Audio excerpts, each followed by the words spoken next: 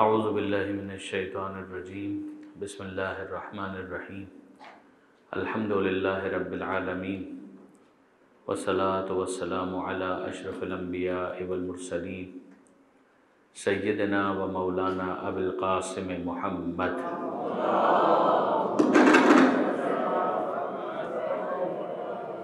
و اہل بیتہ الطیبین الطاہرین المعصومین المظلومین المنتجبین المنتخبین المیامین لا سیما علی الامام المنتظر والحجۃ الثانی عشر الذین اذهب اللہ عنہم الرجس وطہرہم تطہیرا۔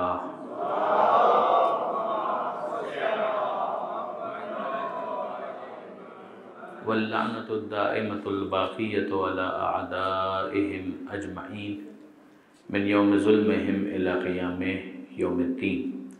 رب اشرح لی صدری ویسر لی امری واحلل عقدۃ من لسانی یفقہوا قولی واجعلنی خالصا لوجہک الکریم یا اللہ۔ اما بعد، آج کی اس نشست میں ہمیں چوتھے جملے کو مکمل کرنا ہے۔ پچھلی مرتبہ جب ہم بات کر رہے تھے تو اس چوتھے کوٹ تک ہم پہنچے تھے کلمات انکسار میں، کہ جس میں امیر المومنین یہ ارشاد فرماتے ہیں کہ نعم القرین الرضا۔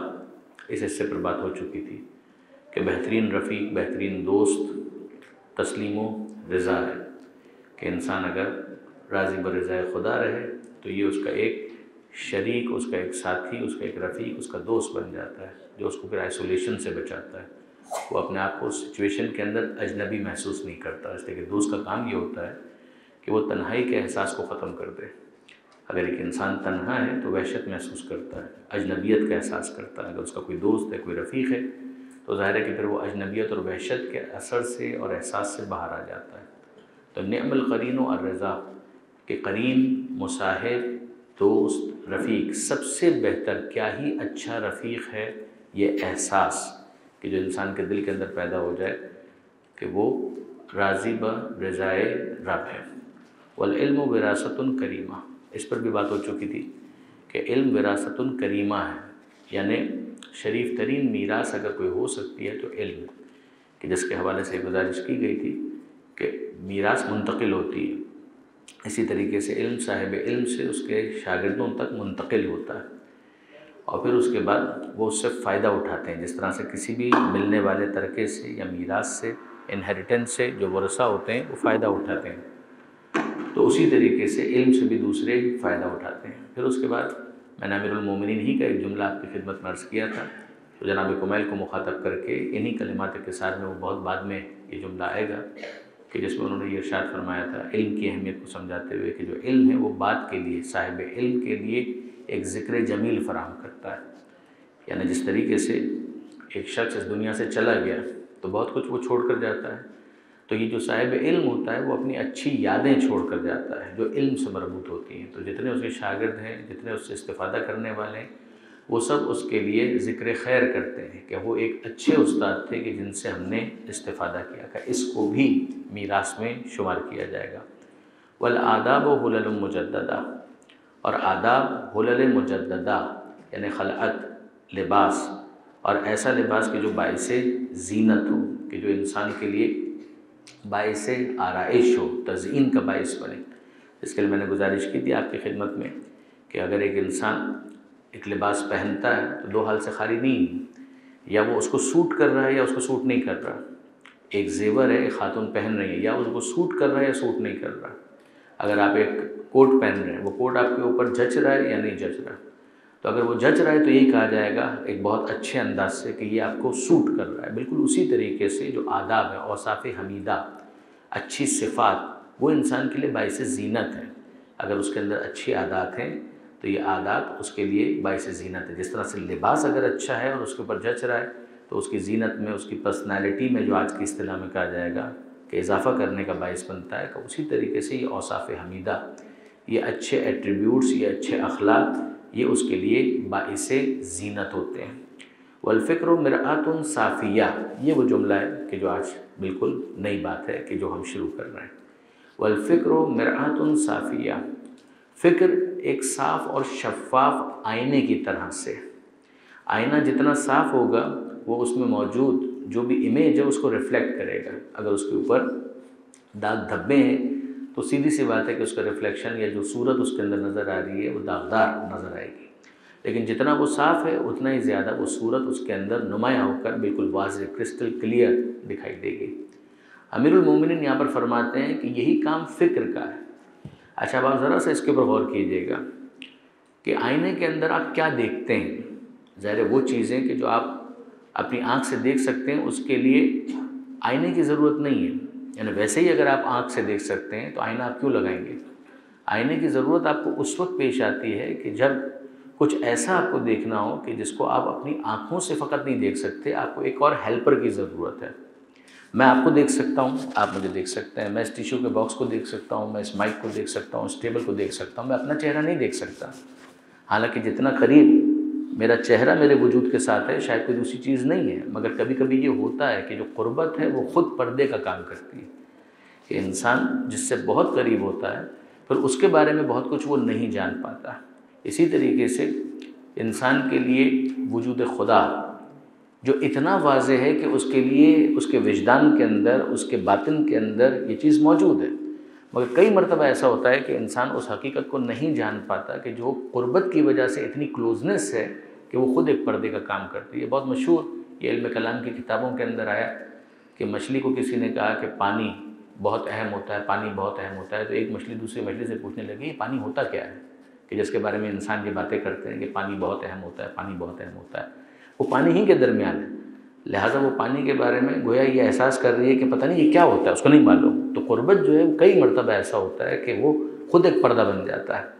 تو یہ مولا کائنات کا یہ کہنا کہ کچھ چیزیں تو ایسی ہیں کہ جن کو انسان مشاہدے کے ذریعے سے دیکھ ہی لیتا ہے، آواز سن لی، آنکھوں سے دیکھ لیا، چھو لیا، لیکن کچھ ایسی چیزیں ہوتی ہیں کہ جس میں غور و فکر لازمی ہوتا ہے۔ کہ یہ غور و فکر کیا کرے گا؟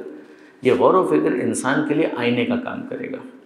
جتنی اس کی فکر شفاف ہے اتنا ہی اس کا فکر کا آئینہ شفاف ہوگا، یعنی وہی کام کرے گا جو شفاف آئینہ کرتا ہے، یعنی وہ اس کے اندر اس امیج کو ریفلیکٹ کر کے دکھائے گا۔ پھر اس کے اندر ظاہر ہے کہ منطقی اعتبار سے جو باتیں کی جاتی ہیں اور بہت معقول باتیں ہیں وہ کہ کچھ چیزیں ہیں کہ جو ہمارے پاس دی گئی ہیں پروردگار عالم کی طرف سے، وہ ہمارا ایک کیپٹل ہے، اس کو پھر انویسٹ کر کے کچھ حاصل کرنا ہوتا ہے۔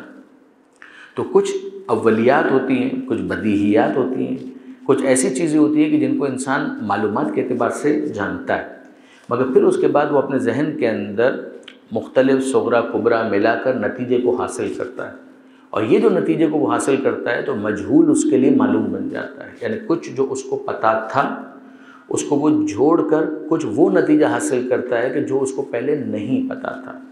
یعنی جب آپ کوئی کنکلوژن ڈرا کرتے ہیں، چاہے وہ سائنٹیفک ہو، چاہے وہ ویسے ہی کسی اختلاف کے حل کے لیے آپ کی کوشش ہو یا کسی مسئلے کو سالو کرنے کے اعتبار سے ہو، کچھ بھی ہو، ہوتا یہی ہے کہ ایک چیز آپ نے یہاں سے لی، یہاں سے لی، پھر اس کو جوڑا، جوڑنے کے بعد دیکھا کہ یہ نتیجہ نکلتا ہے، تو نتیجہ یہ نکل رہا ہے تو پھر اس کا امپیکٹ یہ ہونا چاہیے۔ یہ ساری چیزیں وہ ہے کہ جو انسان کی فکر کے تسلسل کے اندر ہے۔ جب ہم آبزرویشن کر رہے ہوتے ہیں تو اس آبزرویشن کے ذریعے سے بھی کوئی ڈیٹا ہے کہ جو ہم کلیکٹ کر رہے ہوتے ہیں۔ سائنٹیفک جو پریکٹیکلز جو بچوں کو سکھائے جاتے ہیں اس کے اندر بھی اگر آپ دیکھیں تو یہی ہوتا ہے کہ کچھ چیزیں ہیں کہ جن کو آبزرو کرنا ہے، اور آبزرو کرنے کے بعد نتائج کو حاصل کرنا ہے، اور اس میں یہ بھی سمجھنا ہے کہ سورسز آف ایررز کیا ہو سکتے ہیں، پریکاشنز کیا لینے ہیں تاکہ وہ نتیجہ ہمارا ریلیٹیولی پرفیکشن کی طرف جائے۔ اگر اس کے اندر ایبسولوٹ پرفیکشن نہیں بھی آ پا رہی ہے تو کم سے کم ریلیٹیو پرفیکشن اس کے اندر حاصل ہو سکے۔ امیر المومنین فرماتے ہیں کہ یہ جو انسان کی فکر ہے یہ اس کو ہیلپ آؤٹ کرتی ہے ایک صاف اور شفاف آئینے کی طرح سے ان کنکلوژنس کو حاصل کرنے کے حوالے سے۔ یہاں میں آپ کی خدمت میں ایک بات اور عرض کروں گا۔ ایک دعا ہے کہ جو ہم کو سکھائی گئی کہ انسان جب مطالعہ کر رہا ہو تو اس موقع پر وہ ایک دعا مانگے۔ آپ ذرا دیکھیے گا کہ یہ دعا کتنی امپورٹنٹ ہے انصافاً۔ یعنی ونس جب میں ان چیزوں کو بہت کلوزلی دیکھ رہا تھا تو میں نے یہ سجیسٹ کیا تھا بعض اداروں کو کہ یہ دعا جو ہے وہ روزانہ اسمبلی میں اے کاش کہ ہم اپنے بچوں کو نہ فقط یہ کہ پڑھوائیں، یاد کروائیں، بلکہ ان کو اس پر غور کروائیں کہ مطالعے کی دعا وہ کیا ہے کہ اللہم اخرجنی من الظلمات الوہم واکرمنی بنور الفہم۔ یہ دو جملے، دعا آگے بڑھتی ہے، دو تین جملے اور ہیں، مگر اس وقت میں صرف ان دو جملوں سے کام لینا چاہ رہا ہوں کہ اللہم اے پروردگار اخرجنی مجھے نکال من الظلمات الوہم، یعنی یہ جو میں مطالعہ کروں گا اس کے ذریعے سے میں کیا حاصل کرنا چاہتا ہوں کہ اگر میری اس اسٹیٹ کے اندر کہیں ایلوژن ہے، اگر سپرسٹیشن ہے، اگر توہمات ہے، کوئی ایسی چیز ہے کہ جس کا حقیقت سے کوئی تعلق نہیں ہے لیکن میں نے اس کو سمجھ لیا ہے کہ یہ حقیقت ہے، وہم اسی کو کہتے ہیں، کہ اس اسٹیٹ سے مجھے باہر نکال، یعنی یہ میرا مطالعہ مجھے ہیلپ آؤٹ کرے کہ اگر کوئی چیز نہیں ہے اور میں اس کو سمجھ رہا ہوں کہ ہے تو اس سے مجھے دور کر دے۔ وَأَكْرِمْنِي بِنُورِ الْفَهْمِ، اور مجھ پر کرم کر فہم کے نور کو عطا کر کے۔ فہم کا نور کا کیا مطلب ہوا؟ فہم یعنی سمجھنا، کہ یہ جو میں مطالعہ کروں ایک تو اس سے یہ ہے کہ وہم سے میں دور ہو جاؤں، اور دوسری چیز فہم سے میں قریب ہو جاؤں، یعنی جو چیز جیسی ہے ویسی میں سمجھنے کی پوزیشن میں آ جاؤں۔ یہ مطالعہ اس چیز کے لیے مجھے ہیلپ آؤٹ کرے، یعنی یقین جانیے کہ یہ بہت اہم دعا ہے۔ جیسے کہ ساری پرابلمز یہ ہے کہ انسان وہم کا اسیر ہو کر جو فہم حقیقی ہے اس سے وہ دور ہو جاتا ہے۔ مولا کائنات کا یہاں پر جو جملہ اور تعبیر ہے وہ یہی ہے کہ الفکر مرآۃ صافیہ، کہ جو انسان کی فکر ہے وہ صاف شفاف آئینے کی طرح سے ہے کہ جو اس کو وہ چیز جیسی ہے ویسی دکھائے، یعنی وہ زبردستی اپنے ذہن کو ٹوئسٹ نہ کرے۔ جیسے کہ پہلے سے اگر ایک نتیجہ قائم کرنے کے بعد انسان اپنے ذہن کو اس راہ پر آگے بڑھانا چاہتا ہے تو اس کا مطلب یہ کہ وہم تو پہلے سے طے کر لیا، وہ تو وہم تھا کہ جس کو جسٹیفائی کرنے کے لیے وہ اپنی فکر کے گھوڑے دوڑا رہا تھا، جو تفسیر بالرائے کے بارے میں بھی قرآن مجید کے حوالے سے کہا جاتا ہے کہ جناب آپ نے رائے تو پہلے سے قائم کر لی، اب اس کے بعد آپ قرآن مجید سے ایک دلیل تلاش کر رہے ہیں، تو اس طریقے سے تو کام نہیں چلے گا، یہ تفسیر بالرائے ہے۔ یہ پھر انسان کا اس حقیقت کے سامنے زانو تلمس طے کرنا نہیں ہے، ایک شاگرد والا ایٹیچیوڈ نہیں ہے کہ میں اس چیز کو جیسے وہ ہے ویسے سمجھنا چاہتا ہوں، بلکہ میں کر کیا رہا ہوں کہ پہلے اپنی ایک رائے کو بنا رہا ہوں، اور رائے کو بنانے کے بعد میں یہ کہہ رہا ہوں کہ میں اس کو کسی نہ کسی طریقے سے جسٹیفائی کرنا چاہتا ہوں۔ ایک ہوتا ہے ہائپوتھیسس، اس کے اندر بھی گنجائش ہوتی ہے کہ ادھر یس اور نو، پازیٹیولی اور نیگیٹیولی، کہ ایک مفروضہ ہم نے قائم ضرور کیا ہے مگر کوئی ایسا نہیں ہے کہ جس کو اٹل مان لیے۔ ہم نے کہا ٹھیک ہے، اس کو ہم اسیس کریں گے اور دیکھیں گے کہ ٹرائل اینڈ ایرر کے بعد کہ کیا یہ جسٹیفائی ہو پاتا ہے یا نہیں ہو پاتا، ہو پائے گا تو ہم قبول کریں گے، نہیں ہوگا تو نہیں کریں گے۔ یہ تو پھر کھلے دل کے ساتھ انسان کچھ آگے بڑھ رہا ہے، لیکن اگر بالکل بند ذہن کے ساتھ وہ اندر جائے گا تو پھر آپ مطمئن رہیے یہ مرآۃ صافیہ نہیں بن پائے گا، پھر اس کی جو فکر ہے وہ پہلے ہی بہت زیادہ اسکویز ہو چکی ہے۔ یہ چیز یہاں پر امیر المومنین نے ارشاد فرمائی۔ یہ چوتھا جملہ یہاں پر مکمل ہوا۔ میں خاص طور پر اس لیے اس وقت نمبر بتا رہا ہوں کہ پچھلی مرتبہ مجھے یاد ہے کہ بعض جو ساتھی تھے وہ اس حوالے سے پریشان ہو رہے تھے کہ ہم لوگ کہاں پر ہیں۔ کلمات قصار میں اسٹارٹ سے اگر آپ دیکھیں گے جو نہج البلاغہ مفتی جعفر حسین صاحب کا ترجمہ ہے تو اس میں یہ چوتھا جملہ تھا امیر المومنین کا، جو خود چند جملوں پر مشتمل تھا۔ اب اس کے بعد آ جائیے ہم پانچویں جملے کی طرف چل رہے ہیں۔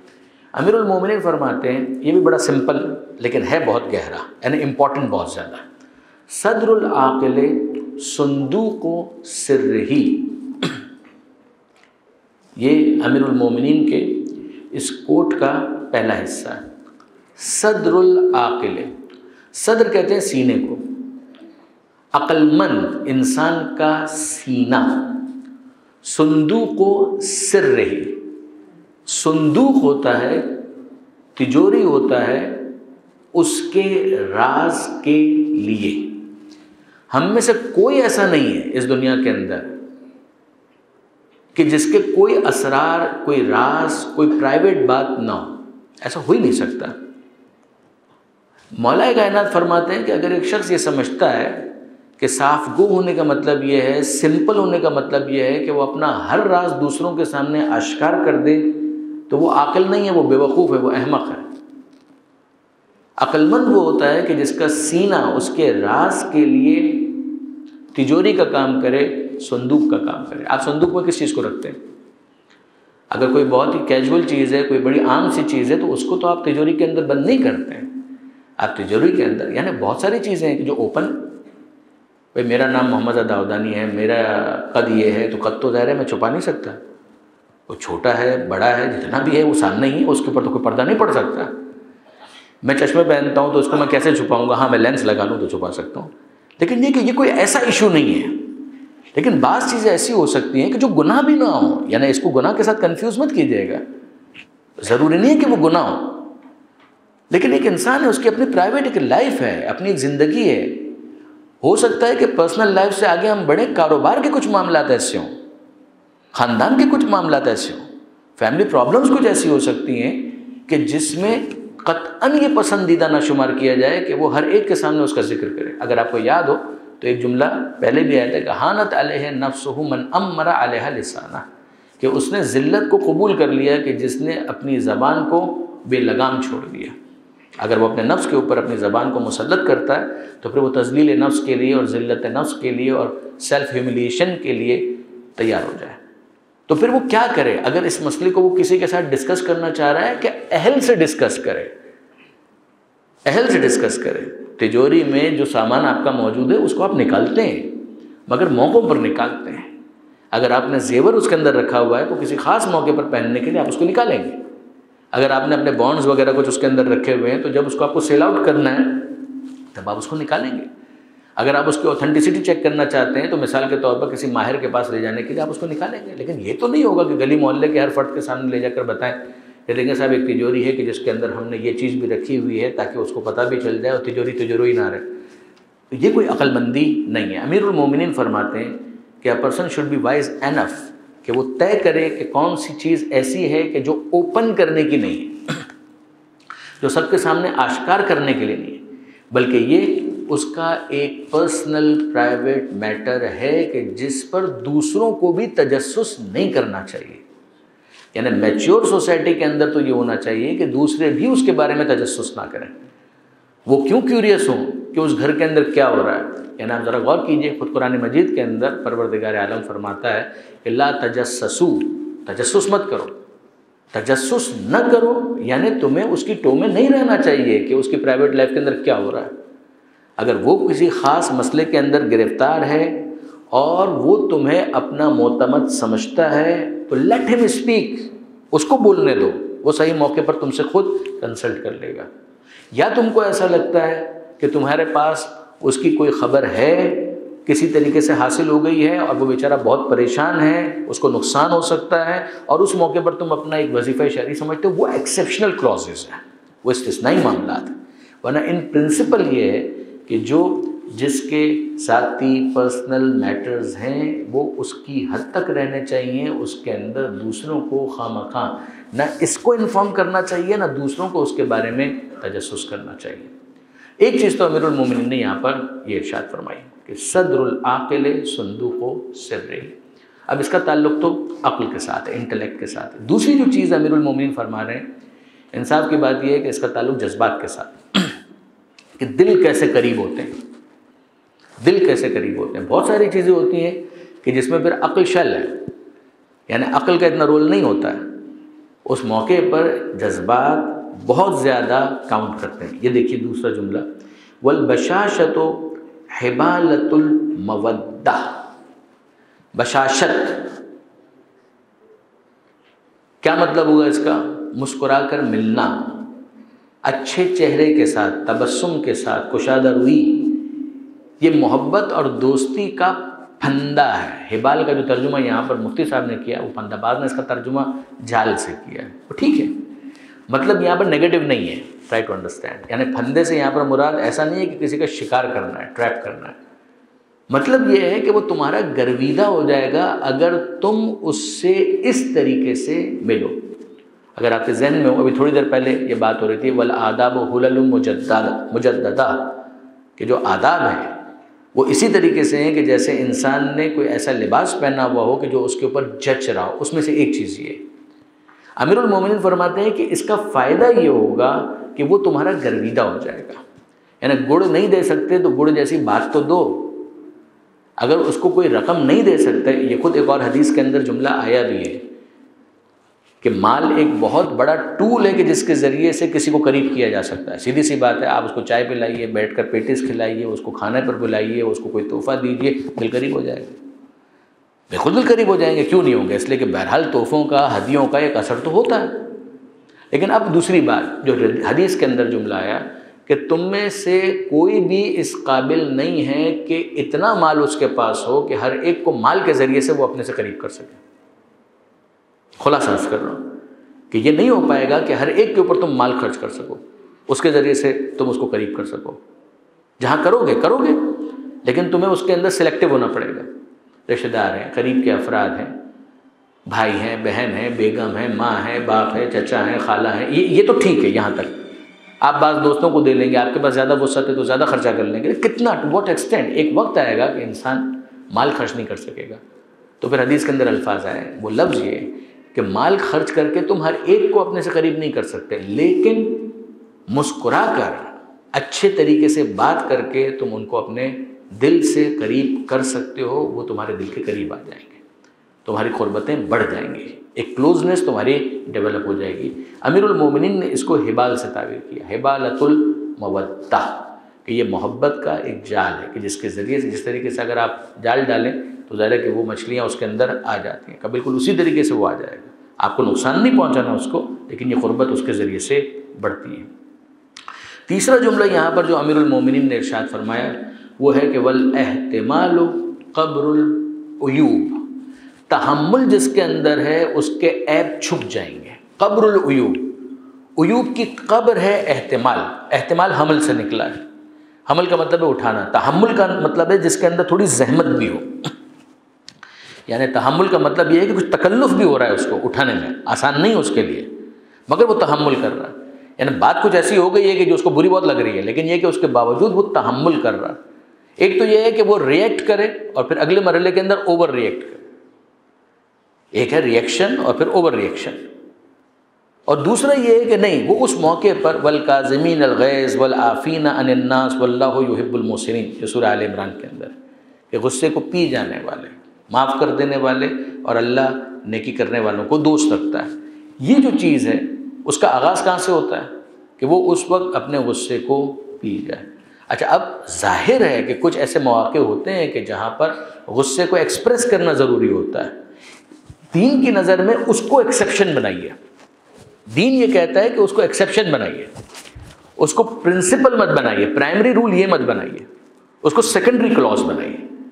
یہاں کچھ ایسے مواقع ہیں کہ جہاں پر انسان کو اپنے غصے کو ایکسپریس کرنا ہوتا ہے، ناراضی کا اظہار کرنا ہوتا ہے، ورنہ تو کوئی آئے اور آپ کو ہر طرح کا نقصان پہنچ کر چلا جائے تو آپ اپنے غصے کا اظہار ہی نہیں کر پائیں گے اور اپنی چیز کا دفاع بھی نہیں کر پائیں گے، تو ملک بھی چلا جائے گا، مال بھی چلا جائے گا، خدا نہ کرے ناموس کے اوپر بھی کوئی حملہ کر دے تو انسان خاموش بیٹھا رہے گا۔ یہ نہیں، انسان کو اپنے غصے کو، کچھ مقامات ہیں کہ جہاں پر ایکسپریس کرنا ہوتا ہے، مگر فیملی میٹرز کے اندر، خاص طور پر دوستوں کے معاملات میں، رشتہ داروں کے معاملات میں، استاد شاگرد کے معاملات میں، یہ وہ معاملات ہیں کہ جس کے اندر ان پرنسپل جو پہلا اصول ہے وہ یہ ہونا چاہیے کہ وہ اپنے غصے کو پی جانے والا، احتمال برداشت کرنے والا۔ پھر اس کے اندر اگر آپ شروحات دیکھیں گے تو آپ کو یہ ملے گا کہ کئی شارحین نے اس کی مثالیں بھی دیں کہ مثال کے طور پر انسان تحمل نہ کرے تو وہ کیا کرے گا، چیخنا شروع کر دے گا، چلانا شروع کر دے گا، گالیاں دینا شروع کر دے گا، تو اس کے ذریعے سے اس کے عیوب عیاں ہوں گے، خود اس کے بھی، اور جو عیوب سامنے والے کے اس کو پتہ ہے وہ بھی اب دوسروں کے سامنے، اس لیے کہ وہ اپنے ایک ایگو کا مسئلہ بنا چکا ہے، تو کہے گا تو ایسا اور تو ویسا اور تیرا یہ تھا اور ویسا تھا، تو یہ ساری چیزیں، یعنی خود اپنے عیوب بھی وہ ظاہر کر رہا ہے کہ اخلاقی اعتبار سے وہ کس اسٹیٹ میں، اور سامنے والا جو ہے اس کے بھی عیوب کو وہ ایکسپریس کر رہا ہے، بیان کر رہا ہے۔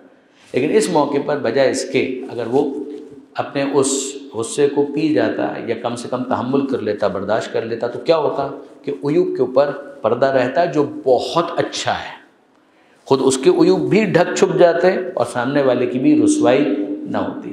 اگر وہ اس ابتدائی بظاہر بے عزتی کے اوپر تھوڑا سا تحمل کر لیتا، اس کا فائدہ کیا ہوتا؟ اس کا فائدہ یہ ہوتا کہ بالآخر یہ چیز اس کے فیور میں جاتی۔ یہ خود امیر المومنین نے کلمات قصار ہی کے اندر آگے ایک مقام پر ارشاد فرمایا کہ انسان کے اس ایٹیچیوڈ کا سب سے بڑا فائدہ یہ ہوتا ہے کہ دوسرے افراد جب اسیس کرتے ہیں تو وہ اس کے فیور میں ہوتے ہیں، چاہے وہ اس کو ایکسپریس کریں چاہے ایکسپریس نہ کریں، لیکن یہ کہ بہرحال جو دوسرے آبزرو کرنے والے ہوتے ہیں وہ کہتے ہیں کہ نہیں، اس نے بہت ٹھنڈے دماغ کا، ٹھنڈے مزاج کا مظاہرہ کیا، وہ اس کی تعریف کرتے ہیں، تو اس کے لیے ذکر جمیل فراہم ہوتا ہے۔ ایک اور جملہ جو یہاں پر ایڈ ہوتا ہے، میں اس وقت یقین جانیے کہ بورڈ پر جانے کے لیے بہت زیادہ بے چین ہو رہا ہوں، لیکن میں بھی تحمل کر رہا ہوں، جیسے کہ مجھے ڈر یہ لگ رہا ہے کہ اس مائک کو اگر میں نے اٹھایا تو یہ مائک تحمل نہیں کرے گا، اور میں اس کے ایپ کے اوپر اس پر پردہ ڈالنا چاہتا ہوں۔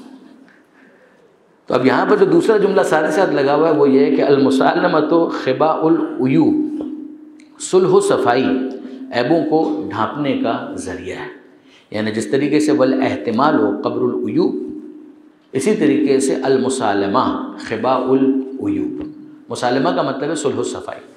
اچھا، اس کے اندر تحمل خود بخود شامل ہے۔ اچھا، ایک تو یہ ہے کہ انسان خود جس فریق کے ساتھ اس کا جھگڑا ہو گیا ہے، جب وہ تحمل کر رہا ہے تو وہ اگلا کام کیا کر سکتا ہے تحمل کے بعد، کہ اس معاملے کو صلح کی طرف لے کے جائے، صفائی کی طرف لے کر جائے، ایک کمپرومائز کی طرف چلے، میوچل رسپیکٹ کی طرف بات چلی جائے۔ اچھا چھوڑیں صاحب، ٹھیک ہے، اگر آپ کو برا لگا تو میں معذرت چاہتا ہوں، چلیے آگے بڑھتے ہیں، اگلا کام کرتے ہیں۔ یہ وہ ایٹیچیوڈ ہے کہ جس کے نتیجے میں عیوب چھوٹ جاتے ہیں۔ تحمل اور یہ دونوں ایک دوسرے کے ساتھ انٹر لنکڈ ہیں۔ البتہ جو سید رضی نے کہا وہ یہ کہا کہ بعض جگہوں پر یہ جملہ آیا ہے، بعض جگہوں پر یہ جملہ آیا ہے۔ المسالمۃ خباء العیوب، یہ بھی ہو گیا۔ یہ الحمدللہ 5 جملے مکمل ہوئے۔ ناؤ کوٹ نمبر 6، حکمت نمبر 6، اس کے اوپر ہم آتے ہیں۔ یہ ہے عجب کے بارے میں۔ پہلا جملہ جو یہاں پر آپ کو نظر آ رہا ہے وہ ہے عجب کے بارے میں۔ عجب کا مطلب ہے خود پسندی۔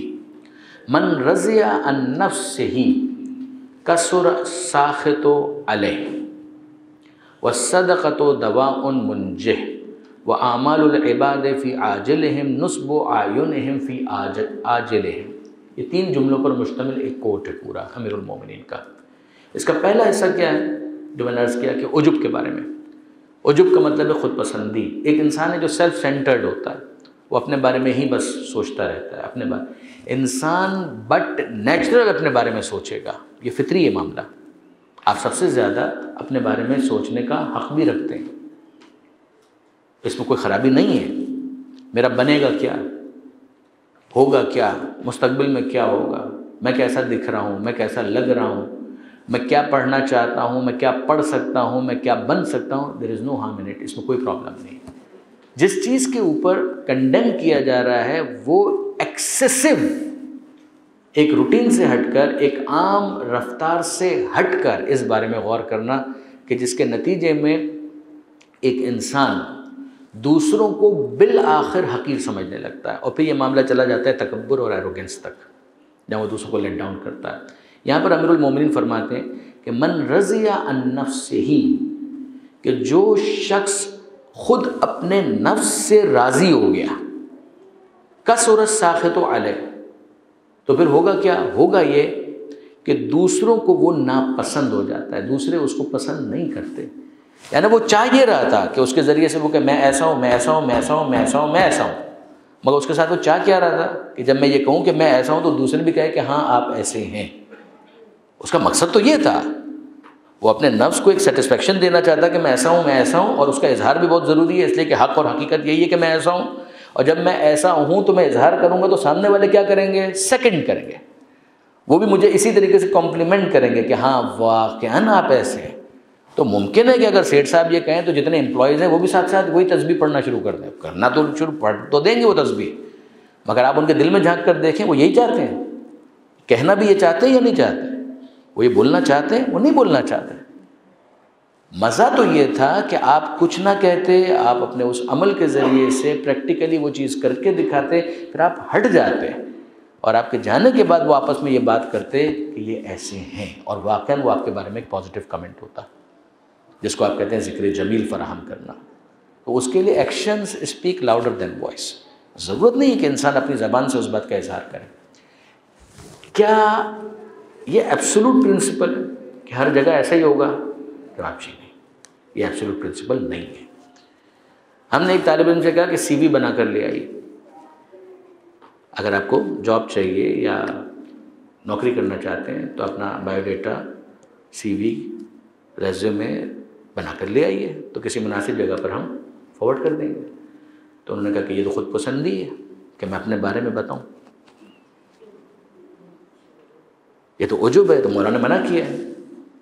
ایسا کہا کسی نے نہیں، میں سمجھانے کے لیے عرض کر رہا ہوں کہ مثال کے طور پر فرض کیجیے اگر میں کسی سے کہوں کہ جناب سی وی اپنا دیجیے گا، ہم کسی مناسب جگہ پر فارورڈ کر دیں گے، آپ کو جاب کی ضرورت ہے، تو انہوں نے کہا اس میں تو ہمیں یہ لکھنا پڑے گا کہ ہم نے یہاں سے میٹرک کیا، یہاں سے انٹر کیا، یہاں سے گریجویشن کیا، یہاں سے ہم نے ماسٹرز کیا، یہاں سے ایم فل کیا، یہاں سے یہ کیا، یہاں سے یہ کیا، اتنے لینگویج کورس کی، اس جگہ پہ نوکری کی، اتنا ایکسپیرینس ہمارا ہے، یہ ایکسٹرا چیزیں ہم کو آتی ہیں، ہم اتنی زبانیں بول سکتے ہیں، ریفرنسز بھی دینے پڑیں گے۔ اس کا مطلب یہ ہے کہ میں یہ کہہ رہا ہوں کہ یہ بھی مجھ کو جانتا ہے، یہ بھی مجھ کو جانتا ہے، تو یہ خود پسندی ہے۔ اس کا مطلب یہ ہے کہ آپ نے بات کو سمجھا نہیں، مقصد یہ نہیں تھا، مقصد یہ تھا کہ غیر ضروری طور پر when it is not required وہ خواہ انسان اسی کو اپنا موضوع بنا دے، وہ کہے کہ میں ایسا اور میں ویسا، اس کی بات ہو رہی ہے۔ جہاں پر ضرورت ہے وہاں پر بھی اگر انسان اس کا اظہار نہیں کرے گا تو یہ کئی جگہوں پر خیانت ہو سکتی ہے۔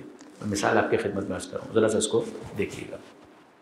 سورہ یوسف قرآن مجید کا 12واں سورہ ہے، وہاں پر آپ دیکھیں گے تو آپ کو ملے گا، بلکہ آپ میں سے کئی افراد نے وہ مووی بھی دیکھی ہوگی جو جناب یوسف علیہ السلام کے اوپر بہت اچھے انداز سے اس کو سمجھایا گیا، اس کو پورے واقعے کو۔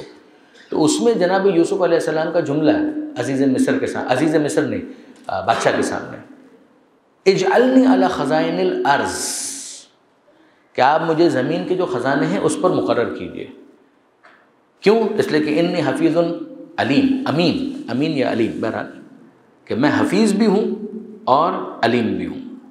یہ کیا ہوتا ہے؟ میں حفاظت کرنے والا بھی ہوں اور میں امین بھی ہوں، یعنی امانت دار بھی ہوں۔ تو اب آپ کیا سمجھتے ہیں کہ جناب یوسف علیہ السلام اس موقع پر خود ستائی کر رہے تھے، خود پسندی کا مظاہرہ کر رہے تھے؟ نہ، اس موقع پر یوسف علیہ السلام کہ ایک کرائسس ہے کہ جو نظر آ رہا ہے، بھائی اگر اس کرائسس کو ہینڈل کرنے کے لیے کوئی دوسرا فرد موجود ہے تو ٹھیک ہے، پھر میں اپنی انرجیز یہاں پر ویسٹ نہ کروں، لیکن یہ کہ مجھے معلوم ہے کہ کوئی دوسرا ایسا شخص پوٹینشلی کینڈیڈیٹ جو بن سکے وہ اویلیبل نہیں ہے، اور میرے اندر یہ صلاحیت موجود ہے، تو اب دو چیزیں ہو سکتی ہیں، یا میں خاموش رہ کر مصر کا بیڑا غرق کرا دوں کہ ٹھیک ہے وہاں پر قحط آتا ہے تو آتا رہے، یہ لوگ بھوک سے مرتے ہیں تو مرتے رہیں، مگر میں کیسے اپنے منہ سے کہوں کہ میں اس کام کو حل کر سکتا ہوں یا میں اس مسئلے کو حل کر سکتا ہوں؟ نہ، یہ وہ مقام نہیں ہے کہ جہاں پر انسان پردہ ڈال کر خاموش بیٹھا رہے، بلکہ ضروری ہے کہ یہاں پر وہ اس بات کا اظہار کرے کہ میرے اندر یہ صلاحیت موجود ہے، میں یہ کام کر سکتا ہوں۔ میں اور آپ کے سامنے مثال عرض کرتا ہوں تھوڑا سا اور لائٹر نوٹ کے اوپر، کہ بھائی یہ مائک صحیح کام نہیں کر رہا تھا، اب تو کر رہا ہے، اس وقت ابتدا میں صحیح کام نہیں کر رہا تھا، اور آپ میں سے کسی کو یہ معلوم ہے کہ مائک کیسے صحیح ہو سکتا ہے، وہ کوشش کر رہے ہیں، نہیں ہو رہا، 2 مرتبہ ہے، 3 مرتبہ ہے، 4 مرتبہ ہے، 5 مرتبہ ہے، یہ تو خدا کا شکر ہے کہ ہو گیا، لیکن فرض کیجئے کہ آپ میں سے کسی کی ایکسپرٹیز ہے، آپ کو معلوم ہے کہ اس کو کیسے صحیح کیا جا سکتا ہے، لیکن آپ کہیں یار یہاں پر ابھی اس کا مطلب تو یہ ہے کہ اگر میں اٹھ کر یہ کہوں کہ میں یہ کام کر سکتا ہوں تو مجھے 1.5 ہوشیار کہا جائے گا عوامی زبان میں۔ یہ جو 1.5 ہوشیاری ہے یہ اسی کے لیے جو اصطلاحی لفظ ہے وہ یہ ہے عجب کا، کہ میں ایسا ہوں، میں تو کر سکتا ہوں، میں کر نہیں، اگر اس موقع پر کہ جب کہ ضرورت ہے ایک انسان اپنی اس صلاحیت کا اظہار نہیں کرتا تو یہ بھی ایک طرح کا بخل ہے، یہ بھی ایک طرح کا بخل ہے، وہ اظہار کر دے، ایکسپریس کر دے کہ آئی ایم اویلیبل، ضرورت ہو تو میں یہاں پر ہوں، کوئی پرابلم ہو تو مجھے بتائیے گا، میں اس کے اندر میرا خیال ہے کہ کچھ ہیلپ آؤٹ کر سکتا ہوں۔ پھر اس کے بعد اگر وہ منتظمین میں سے مثال کے طور پہ کوئی ضرورت محسوس کرے تو وہ ان کے اس مہارت سے فائدہ اٹھا لے، ورنہ نہ اٹھائے۔ یہ جو چیز یہاں پر بیان کی گئی یہ ہے جب موقع نہ ہو اور انسان اس بات کا اظہار کر رہا ہو۔ من رضی عن نفسہ کثر الساخط علیہ، تو اگر کوئی شخص اپنے آپ سے راضی ہو گیا تو ایک تو وہ امپروو نہیں کر پائے گا، یعنی وہ اگر اپنے آپ کو سمجھ رہا ہے کہ جہاں پر میں پہنچ چکا ہوں اس سے آگے تو کوئی مرحلہ ہی نہیں ہے کہ جہاں پر میں جا سکوں، تو پھر اس کا مطلب یہ ہے کہ now he is ready for the decline. مجھے یاد ہے، یہ ابھی بھی یاد آیا ہے، یعنی ڈاکٹر قلب صادق رحمۃ اللہ علیہ، یہ واز اے سویٹ ٹاکر، بہت واقعاً خوبصورت ان کی گفتگو ہوتی تھی، بہت پیاری میٹھی شیریں باتیں۔ میں شاید ٹین ایج میں تھا، کالج جا رہا ہوں گا یا اسکول جا رہا ہوں گا، میں نے کسی اخبار کے اندر پڑھا تھا، ڈاکٹر ہلال نقوی صاحب کے شاید کسی کتاب کی تقریباً رونمائی تھی، اف آئی ناٹ رانگ، شاید ان کے مرثیے سے متعلق کوئی کتاب تھی یا جوش صاحب کے اوپر کوئی کتاب تھی ان کی، اس کی کوئی تقریباً رونمائی تھی، اور اس کا حال جنگ اخبار کے اندر آیا تھا، ان کے میگزین کے اندر۔ تو اس زمانے میں جنگ اخبار پڑھنا بھی ہمارے لیے ایک لگژری تھا، افورڈ تو کر نہیں سکتے تھے، تو جا کر کہیں پر کسی لائبریری کے اندر جا کر پڑھتے تھے۔ تو مجھے اچھی طریقے سے یاد ہے ڈاکٹر صاحب نے، ڈاکٹر قلب صادق صاحب نے بہت پیارا جملہ ارشاد فرمایا تھا اس کانٹیکس میں۔ وہ جملہ کیا تھا؟ انہوں نے کہا ڈاکٹر ہلال نقوی صاحب کے بارے میں انہوں نے کہا تھا میری دعا ہے کہ خدا ان کو کبھی بدر کامل نہ بنائے۔ غور کیا آپ نے کہ یہ ہلال ہیں، خدا ان کو کبھی بدر کامل نہ بنائے۔ جیسے کہ جب بدر کامل بن جاتا ہے، ہو جاتا ہے، تو اب وہ ڈکلائن کی طرف آتا ہے. جیسے کہ وہ 14ویں کا جو چاند ہے، تب 14ویں کا چاند ہے، اب وہ ریڈیوس ہونا شروع ہو جائے گا، اب وہ اس طریقے سے باقی نہیں رہے گا، اب وہ ڈکلائن کی طرف آئے گا. یعنی کتنی پیاری بات کہ من رضی عن نفسہ کثر الساخط علیہ، کہ جو اپنے نفس سے راضی ہو گیا تو ایک تو یہ ہے کہ دوسرے اس کو ناپسند کرنا شروع کر دیں گے. اگلی بات یہ ہے کہ اس کی ترقی وہ ختم ہو گئی، اب وہ ترقی نہیں کر پائے گا، اس لیے کہ وہ خود اپنے آپ کو پرفیکٹ سمجھ رہا ہے. تو اس پرفیکشن کے بعد تو مزید کیا وہ آگے بڑھے گا، جبکہ ریئلٹی یہ ہے کہ پرفیکشن صرف خدا کے لیے، ایبسولوٹ پرفیکشن صرف اور صرف خدا کے لیے. ریلیٹیو پرفیکشن معصومین کے لیے، ایبسولوٹ پرفیکشن وہ صرف اور صرف معصومین کا پروردگار عالم کے لیے. اور پھر وہ جو ریلیٹیولی پرفیکٹ ہوتے ہیں مخلوقات میں سب سے آگے، پھر دوسروں کی ذمہ داری یہ ہوتی ہے کہ وہ اپنے آپ کو اس ریلیٹیولی پرفیکٹ بینگ اور ماڈل کے قریب کرتا چلا جائے. تو ایک جملہ تو یہاں پر یہ ہو گیا. دوسری بات وَالصَّدَقَةُ دَوَاءٌ مُنْجِحٌ، یہ بھی بہت پیارا جملہ ہے، اور عام طور پر یہ جملہ کوٹ بھی ہوتا رہتا ہے کہ صدقہ کامیاب دوا ہے. جناب ایک تو یہ ہے کہ دوا انسان حکیم کی کوئی لے آئے، ڈاکٹر کی کوئی لے آئے، معالج کی کوئی لے آئے، کوئی گولی کھا لے، انجیکشن لگوا لے، وہ تو ہے، وہ اپنی جگہ پر کرتے رہیے. انسان دعا بھی مانگتا ہے پروردگار عالم کی بارگاہ میں کہ مالک صحت دے دے، بالکل ٹھیک ہے. مگر یہاں پر امیر المومنین فرماتے ہیں کہ جو صدقہ ہے وہ کیٹلسٹ کا کام کرتا ہے، یعنی اس ریئیکشن کو فاسٹ کرنے والا، کہ جو ایک انسان پروردگار عالم سے دعا مانگ رہا ہے صحت دے دے، یا وہ ڈاکٹر کی دوائیں استعمال کر رہا ہے تاکہ اس کو صحت مل جائے، تو اس کے اندر کیٹلسٹ کا کام کرے گا یہ آپ کا صدقہ. صدقے کو فراموش مت کیجیے.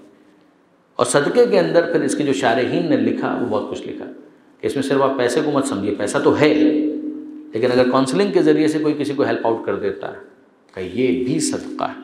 آپ سنتے ہی کہ اگر سڑک سے کوئی پتھر بھی ہٹا دے تو وہ بھی ایک صدقہ ہے. یعنی کوئی بھی ایسا کام کرنا کہ جس سے دوسرے کو فائدہ پہنچ جائے وہ صدقہ ہے. اگر کوئی مشورہ دے سکتا ہے وہ بھی صدقہ ہے، اگر کوئی تسلی دے سکتا ہے وہ بھی صدقہ ہے، کوئی اچھی نصیحت کر سکتا ہے کہ وہ بھی صدقہ ہے. جو انفاق فی سبیل اللہ اس کا بڑا وسیع مفہوم ہے. اور آگے پھر ایک مرتبہ میں عرض کر دوں کہ امیر المومنین نے فرمایا کہ بڑے بڑے گناہوں کا کفارہ ہے کسی فریادی کی فریاد کو سن کر اس کو ایڈریس کر دینا، اس کو فکس کر دینا، اس کی مشکل کو، کہ یہ بڑے بڑے گناہوں کا کفارہ ہے. اس کو تھوڑا سمجھیے گا. کفارہ کس چیز کا ہوتا ہے؟ ایک گناہ کے اوپر انسان کے اوپر کیا چیزیں ڈیو ہو جاتی ہیں. گناہ کے بعد انسان کے اوپر بعض کیسز کے اندر صرف توبہ ڈیو ہے، بعض کے اندر قضا ہے، بعض کے اندر کفارہ ہے. یہ تو ہو گئی فقہی بحث، یہ ہے فقہ کے اعتبار سے. مثال کے طور پر ایک انسان ہے، اس نے نماز نہیں پڑھی، تو نماز نہیں پڑھی تو ایک گناہ کیا، تو اس کے اوپر توبہ ہے، توبہ کے ساتھ نماز کی قضا ہے. کوئی کفارہ ہے؟ کوئی کفارہ نہیں، کفارہ کوئی نہیں، توبہ ہے اور نماز کی قضا ہے. اگر ایک شخص ہے، اس نے روزہ نہیں رکھا، جان بوجھ کے چھوڑ دیا یا توڑ دیا، تو اب اس کے اوپر ایک گناہ کی وجہ سے توبہ بھی ہے، توبہ کے ساتھ قضا بھی ہے، اور قضا کے ساتھ کفارہ بھی ہے. جبکہ نماز زیادہ بڑی عبادت ہے، مگر وہاں پر کفارہ نہیں ہے، یہاں پر کفارہ ہے. ٹھیک. اب اسی طریقے سے اگر فرض کیجئے کہ ایک شخص ہے کہ جس نے خمس نہیں نکالا، زکوٰۃ نہیں دی، گناہ کیا، تو توبہ ہے اس کے اوپر، اور زکوٰۃ دے، وہ تو ڈیو ہے، وہ دینی ہے. کوئی کفارہ ہے؟ کفارہ الگ سے کچھ بھی ہے. شراب پی لی، معاذ اللہ، نعوذ باللہ من ذالک، ایک بہت بڑا گناہ کیا، اب کیا کریں؟ کوئی قضا ہے؟ قضا کس چیز کی؟ کچھ کرنا تھا جس کو نہ کیا ہو تو ہم کہیں کہ قضا. یہ تو کچھ نہ کرنا تھا، وہ اس نے کر ڈالا، اس میں کیا قضا ہو سکتی ہے؟ قضا معقول نہیں ہے. تو یہاں پر گناہ کے بعد توبہ تو ہے، قضا کا کوئی کانسیپٹ نہیں ہے، کفارہ بھی نہیں ہے. یہ ہے فقہ کے اعتبار سے. لیکن اب آئیے، یہ جو امیر المومنین کہہ رہے ہیں کہ یہاں پر کفارہ، یہ کون سا کفارہ ہے کہ جس کی امیر المومنین بات کر رہے ہیں؟ کہ بڑے بڑے گناہوں کا کفارہ یہ ہے کہ ایک انسان کسی فریاد کرنے والے، یعنی کسی غم زدہ کے اس غم کو دور کر دے، اس کی فریاد پر لبیک کہہ دے، اس کی اس مشکل کو حل کر دے، جو اس کی پرابلم تھی اس کو ایڈریس کر دے، کہ یہ بڑے بڑے گناہوں کا کفارہ ہے. اس کفارے سے کیا مراد ہے؟ وہی جو توبہ کی بات ہو رہی تھی، اس توبہ کی قبولیت کے لیے جو وہ کر سکتا ہے اس کو امیر المومنین نے کفارے سے تعبیر کیا. یہاں پر وہ فقہ والا کفارہ نہیں ہے، وہ جو پہلی چیز ہے توبہ، اسی توبہ کے لیے کہ وہ توبہ قبول ہوگی، اس کی کیا گارنٹی کا؟ کوئی گارنٹی نہیں. یہ جو قضا اور کفارہ آگے آ رہا ہے فقہی اعتبار سے وہ تو دینا ہی دینا ہے جہاں جہاں اپلیکیبل ہے، لیکن جہاں اپلیکیبل نہیں ہے وہاں پر بھی یہ توبہ قبول ہو جائے گی، مغفرت مل جائے گی، گرانٹ ہو جائے گی، کیسے پتہ چلے؟ کہ اس کو حاصل کرنے کے لیے ایک انسان یا تو خدا کی بارگاہ میں صرف دعا کر کے خاموش ہو جائے، یا صدقہ دے، دوسروں کی مدد کرے، اور پھر پروردگار سے دعا مانگے، تو یہ صدقہ اس کے اندر بھی ایک کیٹلسٹ کا کام کرے گا۔ تو ایک تو یہ ہے کہ جو بیماریاں ہیں ان بیماریوں کے لیے بھی کہ انسان کو صحت ملے، جسمانی اعتبار سے بھی، روحانی اعتبار سے بھی۔ الصدقۃ دواء منجح، باقاعدہ ایک اور حدیث کے اندر ہے کہ داؤ مرضاکم بالصدقہ، کہ اپنے مریضوں کی دوا کرو صدقے کے ذریعے سے۔ وَأَعْمَالُ الْعِبَادِ فِي عَاجِلِهِمْ نُصْبُ أَعْيُنِهِمْ فِي آجِلِهِمْ، یہ عقیدے کا معاملہ ہے۔ اگر آپ کے ذہن میں پچھلے درس کی ابتدائی گفتگو ہے کہ دین جو ہے وہ 3 چیزوں کا نام ہے، عقائد، اعمال اور اخلاق، اصول دین، فروع دین اور اخلاقیات۔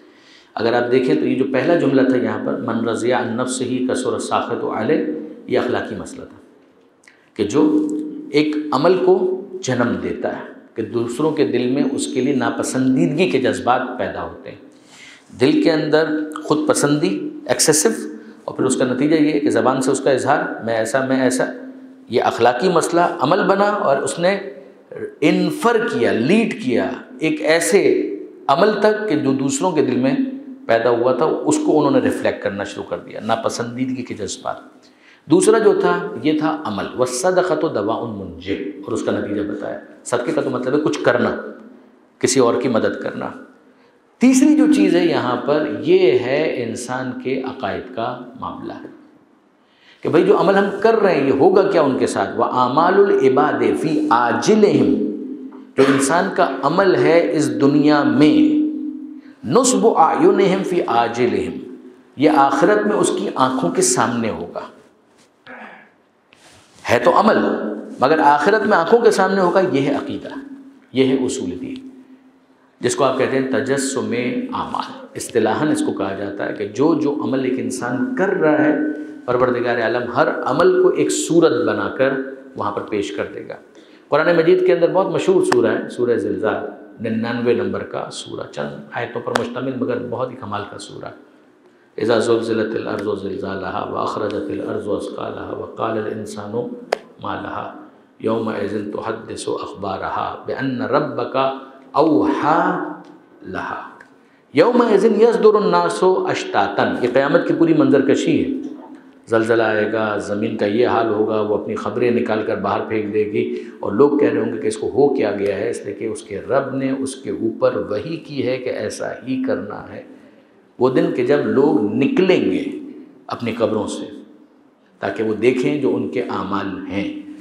وَمَن يَعْمَلْ مِثْقَالَ ذَرَّةٍ خَيْرًا يَرَهُ وَمَن يَعْمَلْ مِثْقَالَ ذَرَّةٍ شَرًّا يَرَهُ، تو جس نے ذرہ برابر خیر کیا ہوگا اس کو بھی وہ اپنی آنکھوں سے دیکھے گا، اور جس نے ذرہ برابر شر کیا ہوگا اس کو بھی وہ اپنی آنکھوں سے دیکھے گا۔ یہ ہے ہمارے عقائد کا ایک حصہ جو قیامت سے متعلق ہے۔ قیامت ایک بڑا عقیدہ ہے کہ دوبارہ زندہ کیا جائے گا، حساب کتاب ہوگا۔ حساب کتاب کس کا ہوگا؟ اعمال کا ہوگا۔ تو اعمال کا بس حساب کتاب ہوگا یا اعمال دکھائے جائیں گے؟ دکھائے جائیں گے۔ اس کا کیا میگنیچیوڈ ہوگا کہ ذرہ برابر اگر نیکی کی ہے وہ بھی دیکھے گا، ذرہ برابر اگر گناہ کیا ہے تو وہ بھی دیکھے گا، with only one exception، with only one exception۔ وہ کیا کہ اگر ایک انسان ہے اس نے نیکی تو کی ہے مگر نیکی کرنے کے بعد ریاکاری کے ذریعے سے اس کو برباد کر دیا، خود کش بم دھماکہ، تو پھر اس کے بعد ظاہر ہے کہ وہ نیکی ضائع ہو گئی۔ اس کو قرآن مجید کہتا ہے لا تبطلوا صدقاتکم بالمن والاذی، یہ ایک مثال ہے کہ دیکھو اپنے صدقات کو جو تم نے دیے ہیں وہ رزلٹ دے سکتے ہیں، تم کو فروٹ مل سکتا ہے، اس کو انویلڈ مت کرو، باطل مت کرو۔ لا تبطلوا صدقاتکم بالمن والاذی، احسان جتا کر اور اذیت پہنچا کر اپنے کیے ہوئے کام کو خراب مت کرو، اس کو انڈو مت کرو، اس کو انویلڈ مت کرو، اس کو باطل مت کرو۔ قول معروف و مغفرۃ خیر من صدقۃ یتبعها اذى، کہ اچھی طریقے سے بات کر کے ٹال دینا اور اس سائل کی تلخ باتوں کو نظر انداز کر دینا بہتر ہے اس صدقے سے کہ جس کو دینے کے بعد تم اس کو اذیت پہنچاؤ، اس سے بہتر تھا کہ نہ دیتے۔ کہا ہم نے اس کو دیا پھر بھی وہ سناتا ہے، تم نے کس کے لیے دیا تھا؟ ڈیسائڈ فار یور سیلف، تم نے کس کے لیے دیا تھا؟ کہ مالک تیرے لیے، کہ میرے لیے خاموش ہو جاؤ۔ سمپل، یعنی واقعاً اگر آپ دیکھیں تو پروردگار عالم اس کے اندر بہت کیٹیگوریکل بات کر، قول معروف ومغفرۃ خیر من صدقۃ یتبعها اذی، یہ ہے نیکی کے معاملات میں۔ اور اگر آپ بدی کے حوالے سے دیکھیں تو وہاں پر بھی ایک ایکسیپشن ہے کہ برائی کا کام اگر کیا وہ دیکھے گا۔ مگر پھر یہ سورہ فرقان کی آیت جو واقعاً بہت ہی دل کو چھو جانے والی ہے کہ الا من تاب وآمن وعمل عملا صالحا، مگر وہ کہ جس نے توبہ کی، تجدید ایمان کیا اور عمل صالح انجام دیا، فَأُولَٰئِكَ يُبَدِّلُ اللَّهُ سَيِّئَاتِهِمْ حَسَنَاتٍ، تو یہ وہ لوگ ہیں کہ جن کے نامہ اعمال میں لکھی ہوئی برائیوں کو ہم کھرچ کر مٹا دیں گے اور اس کی جگہ پر نیکیاں درج کر دیں گے۔ This is something too much, honestly speaking, یہ لطف پروردگار کے سوا کچھ بھی نہیں، کہ صرف معاف کر دیتا تو بھی بہت کافی تھا، کہ نہ، معاف تو ہم نے کر دیا، اس کو وہاں سے ہٹا دیا، لیکن یہ ہے کہ اس کے بعد اس کی جگہ پر اس کو ریپلیس کریں گے نیکیوں کے ذریعے سے۔ یہ امیر المومنین کا جملہ یہاں پر مکمل ہوتا ہے۔ چھٹا جملہ تھا یہ، ایک مرتبہ پھر اس کو ذرا سا ریوائز کریں۔ من رضی عن نفسہ کثر الساخط علیہ، جو اپنے نفس سے راضی ہو گیا اس کو ناپسند کرنے والے بہت زیادہ ہوں گے۔ والصدقۃ دواء منجی، صدقہ ایک کارگر کامیاب دوا ہے۔ وَأَعْمَالُ الْعِبَادِ فِي عَاجِلِهِمْ، انسان کے بندوں کے اعمال جو اس دنیا میں ہیں، نُصْبُ أَعْيُنِهِمْ فِي عَاجِلِهِمْ، وہ ان کی آنکھوں کے سامنے ہوں گے روز محشر میں۔ پھر اس کے بعد ساتواں جملہ، وقال علیہ السلام، مولا فرماتے ہیں اعجبوا لہذا الانسان، یہ انسان تعجب کے قابل ہے، یعنی وہ ذرا اپنی بناوٹ پر غور کرے تو اس کو اندازہ ہوگا یہ انسان تعجب کے قابل ہے۔ دیکھتا کس سے ہے، بولتا کس سے ہے، سنتا کس سے ہے اور سانس کس سے لیتا ہے۔ اعجبوا لہذا الانسان، یہ وہ چیز ہے کہ جس کو آپ لنک کریں گے اس آیت کے ساتھ، سنوریہم آیاتنا فی الآفاق وفی انفسہم، ہم عنقریب دکھلائیں گے، دکھلاتے رہیں گے۔ علماء کرام تشریف فرمائیں، صیغہ مضارع، ہم عنقریب دکھلاتے ہیں، دکھلائیں گے، دکھلاتے رہیں گے۔ کیا دکھلاتے رہیں گے؟ اپنی نشانیاں، فی الآفاق، کائنات کے اندر بھی، وفی انفسہم، ان کے اپنے وجود کے اندر، ان کی روح، ان کے نفس، ان کے اپنے جسم کے اندر ہم دکھلاتے ہیں، دکھلاتے رہیں گے۔ کہ وہ خود ذرا غور کریں، دیکھتا کس سے ہے، بولتا کس سے ہے، سنتا کس سے ہے، سانس کس سے لیتا ہے۔ ینظر بشحم، دیکھتا ہے چربی سے، شحم، یہ اردو میں بھی لفظ استعمال ہوتا ہے، لحیم شہیم، بہت موٹے کو کہا جاتا ہے۔ لحیم ہے یعنی گوشت بہت ہے، شہیم ہے یعنی چربی بہت ہے اس کے اندر۔ آنکھ کے اندر کیا ہے؟ وہ سفید ڈھیلا جو ہے کہ وہ چربی، کہ یہ انسان اعجبوا لہذا الانسان، اس انسان کے اوپر تعجب ہے، ایک تعجب کے قابل ہے۔ ینظر بشحم، دیکھتا ہے چربی سے، یتکلم باللحم، اس کے دہن میں ایک گوشت کا ٹکڑا ہے جو ہلتا رہتا ہے اور وہ بولتا رہتا ہے، بولتا ہے گوشت کے ایک ٹکڑے سے۔ لحم کہتے ہیں گوشت کو، شحم کہتے ہیں چربی کو۔ وَيَسْمَعُ بِعَزْمٍ، سنتا ہے ہڈی سے، جو کان ہے اس کا، تو اس میں ایسا گوشت بھی نہیں ہے، ایک ہڈی کا ٹکڑا ہے، اس کی بناوٹ اور اس کی ساخت ایسی ہے کہ اس کے پیچھے پورا ایک نظام قائم کر دیا گیا ہے، مگر فرنٹ پر جو فیس آف اٹ وہ یہی ہے، تو اس سے وہ سنتا ہے۔ وَيَتَنَفَّسُ مِنْ خَرْمٍ، اور سانس لیتا ہے سوراخ سے، جو سوراخ اس کے پاس ناک کے موجود ہیں ان سے وہ سانس لیتا ہے۔ تو پھر انسان کے اندر یہ جو چیز ہے، میکینزم، اس پر کرنٹ کون دوڑاتا ہے؟ یعنی یہی کان باہر لے جاؤ اور پھر سنو، دیکھو کہ آواز آتی ہے، تو کون ہے کہ جس کو کنیکٹ کرتا ہے؟ یعنی وہ پنکھا موجود ہے، تار موجود ہے، مگر سوئچ کون آن کرتا ہے کہ جس کے بعد وہ فلو آف الیکٹریسٹی کے جس کے نتیجے میں یہ ساری چیزیں فنکشنل ہو جاتی ہیں، آپریشنل ہو جاتی ہیں. کہ یہ خود انسان کے لیے ایک بہت بڑی نشانی کہ سبحان الذی خلق، کہ جس نے پیدا کیا وہ واقعاً بے عیب ہے. فقدر فہدی، اور جس نے تناسب کا انتظام کیا، ایک مقدار معین کے اندر چیزوں کو رکھا اور پھر انسان کی ہدایت کی کہ اس کو یوں استعمال کرو، اس کو یوں استعمال کرو.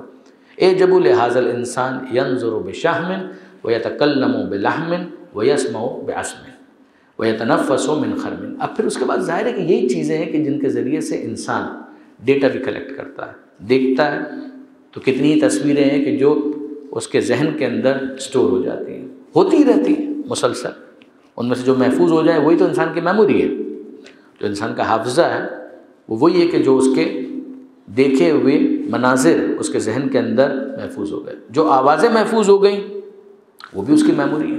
جو ذائقے محفوظ ہو گئے وہ بھی میموری ہے. اور جو اس نے کہا تو دوسروں کے لیے وہ میموری ہے، اور اس کے لیے ہے کہ اس نے کیا کہا.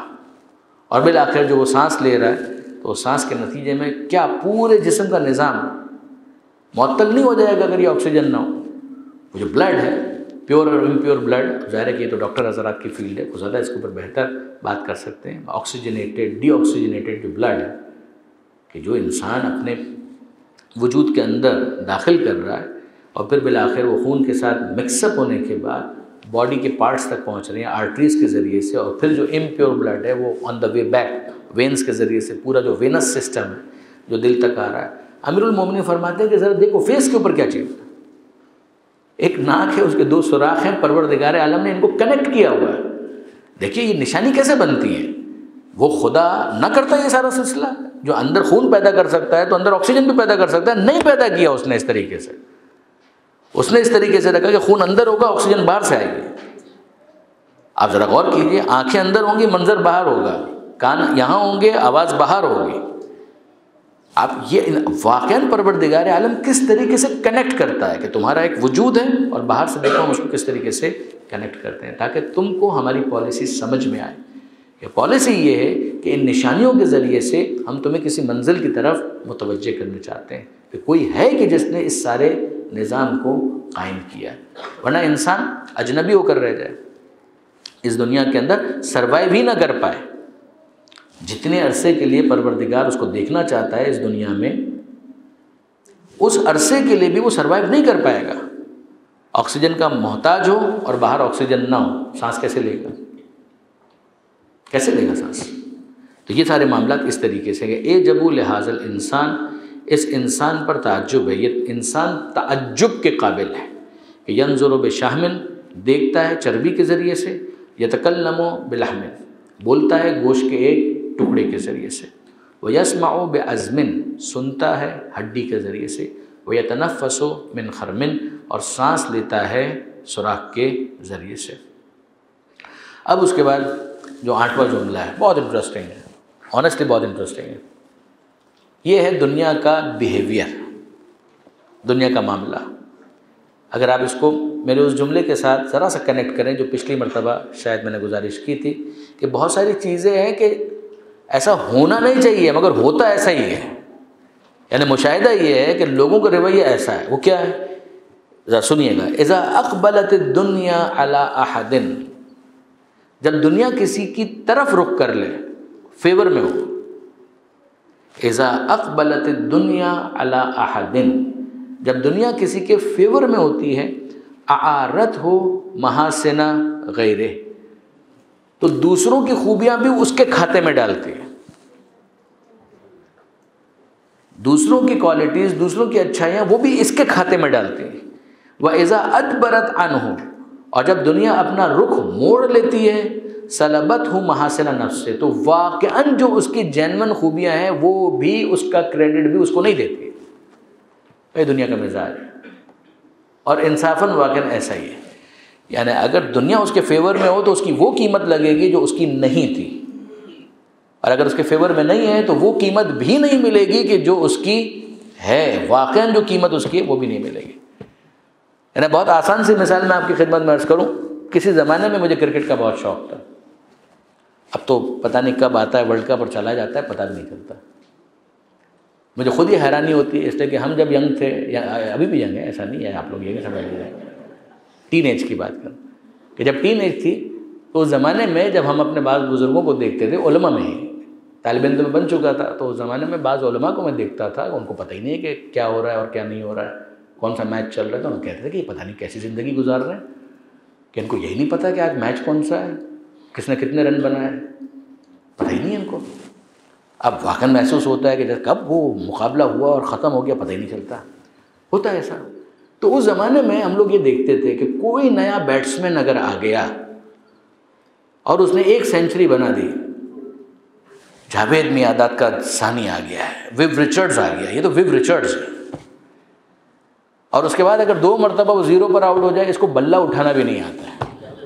وہی افراد جو کچھ دیر پہلے یہ کہہ رہے تھے، کچھ دن پہلے یہ کہہ رہے تھے کہ یہ تو ویون رچرڈ سے بھی اچھا کھیلتا ہے، اس کو بھی پیچھے چھوڑ دے گا، انہی سے اگر آپ 2 میچز کے بعد پوچھیں کہ جب وہ 0 پر آؤٹ ہو گیا کہ اس کو تو بلہ اٹھانا بھی نہیں آتا ہے، اس کو پتہ ہی نہیں ہے کہ بیٹ کیسے اٹھایا جاتا ہے، اس کو تو رننگ بٹوین دا وکٹ ہی نہیں آتی۔ وہ کہے میں روزانہ 5-5 کلومیٹر دوڑتا ہوں، 10 کلومیٹر دوڑتا ہوں، یہ ایکسرسائز کرتا ہوں، وہ کرتا کہ نہیں، اس کو کچھ بھی نہیں آتا، کچھ بھی نہیں آتا۔ یہ وہ کیفیت ہے۔ ہماری فیلڈ کے اندر یہ بھی ہم تماشے دیکھتے رہتے ہیں، اور واقعاً جس کو کہتے ہیں کہ میں امیر المومنین کے اس جملے کو بہت یاد کرتا ہوں جب کبھی یہ تبصرے سنتا ہوں، کوئی نیا مقرر آ گیا، علامہ رشید ترابی کا جانشین آ گیا، یہ علامہ رشید ترابی کو بھی پیچھے چھوڑ دے گا۔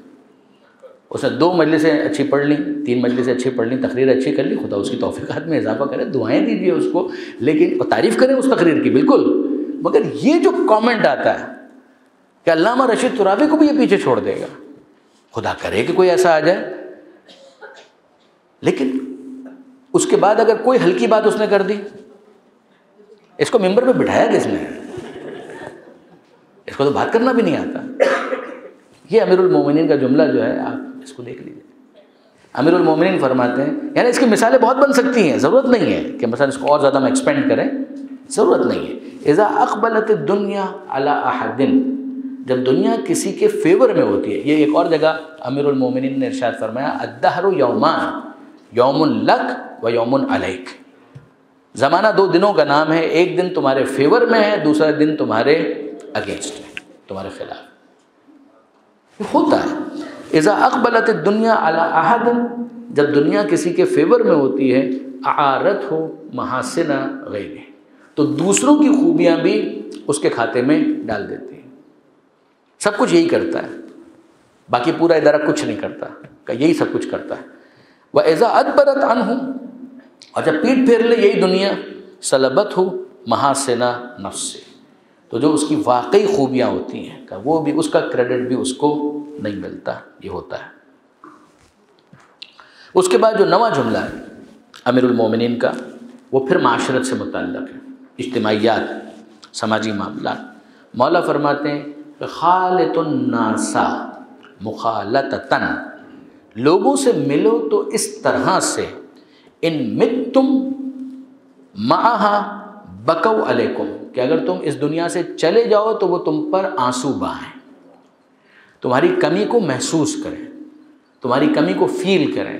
کام کسی کا نہیں رکے گا، be very clear on this point, کام کسی کا نہیں رکتا، کام چلتے رہتے ہیں، کام کسی کا نہیں رکتا۔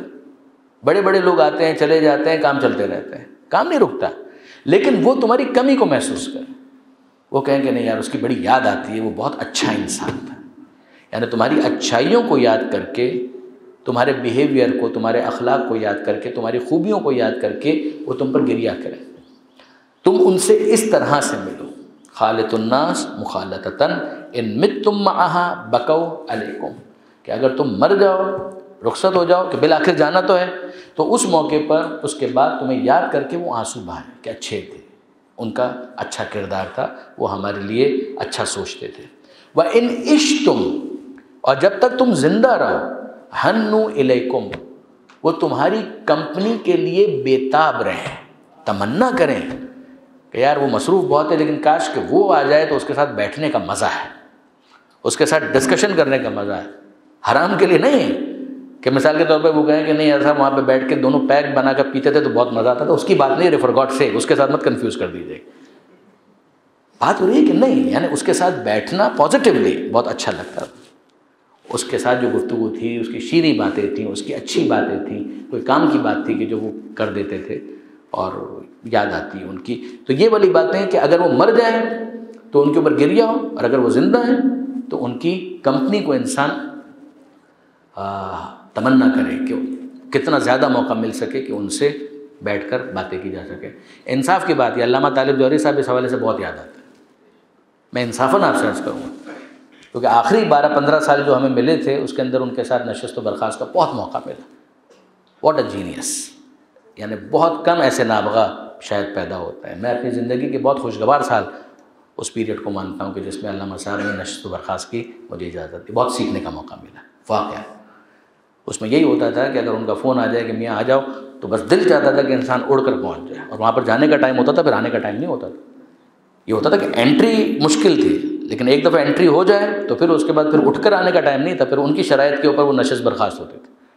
لیکن یہ کہ وہ جو اس وقت ان سے واقعاً ملتا تھا، علمی مواد، ڈسکشن، کتابوں کے بارے میں معلومات، تجزیہ، تحلیل، واقعاً میں اپنے شعبے کے اعتبار سے بہت مس کرتا ہوں. No doubt about it. تو خالط الناس مخالطتاً ان متم معها بکوا علیکم. لوگوں سے اس طرح سے ملو کہ مر جاؤ تو وہ تم پر آنسو بہائیں، اور اگر زندہ رہو تو وہ تم سے ملنے کے متمنی ہوں، کہ ان کی خواہش ہو کہ تم سے کسی طریقے سے وہ ملاقات کریں. ظاہر ہے کہ انسان ہر ایک سے نہیں مل سکتا، ناممکن ہے، لیکن یہ ہے کہ دوسرے کے دل میں یہ تمنا پیدا ہو کہ وہ تم سے ملاقات کریں. پھر اس کے بعد 10واں جملہ امیر المومنین کا. مولا فرماتے ہیں اذا قدرت علی عدوک، اذا جب، قدرتا قابو پا جائے، علی عدوک اپنے دشمن پر. بھئی ہر ایک کو دشمن مت بناؤ، مگر اگر کوئی سامنے سے دشمنی پر آمادہ ہو گیا تو نوبت آ گئی مقابلے کی. مقابلے کے اندر دو میں سے ایک بات ہے، یا وہ غالب آ جائے گا یا تم غالب آ جائے گا. جب وہ غالب آ جائے گا تو جو اس کو کرنا ہے وہ کرے گا، مگر تم غالب آ جاؤ تو کیا کرو. اذا قدرت علی عدوک، جب تم اپنے دشمن کے اوپر قابو پا لو. اگلا جملہ پڑھنے سے پہلے یہ قابو پانا نعمت ہے یا نہیں؟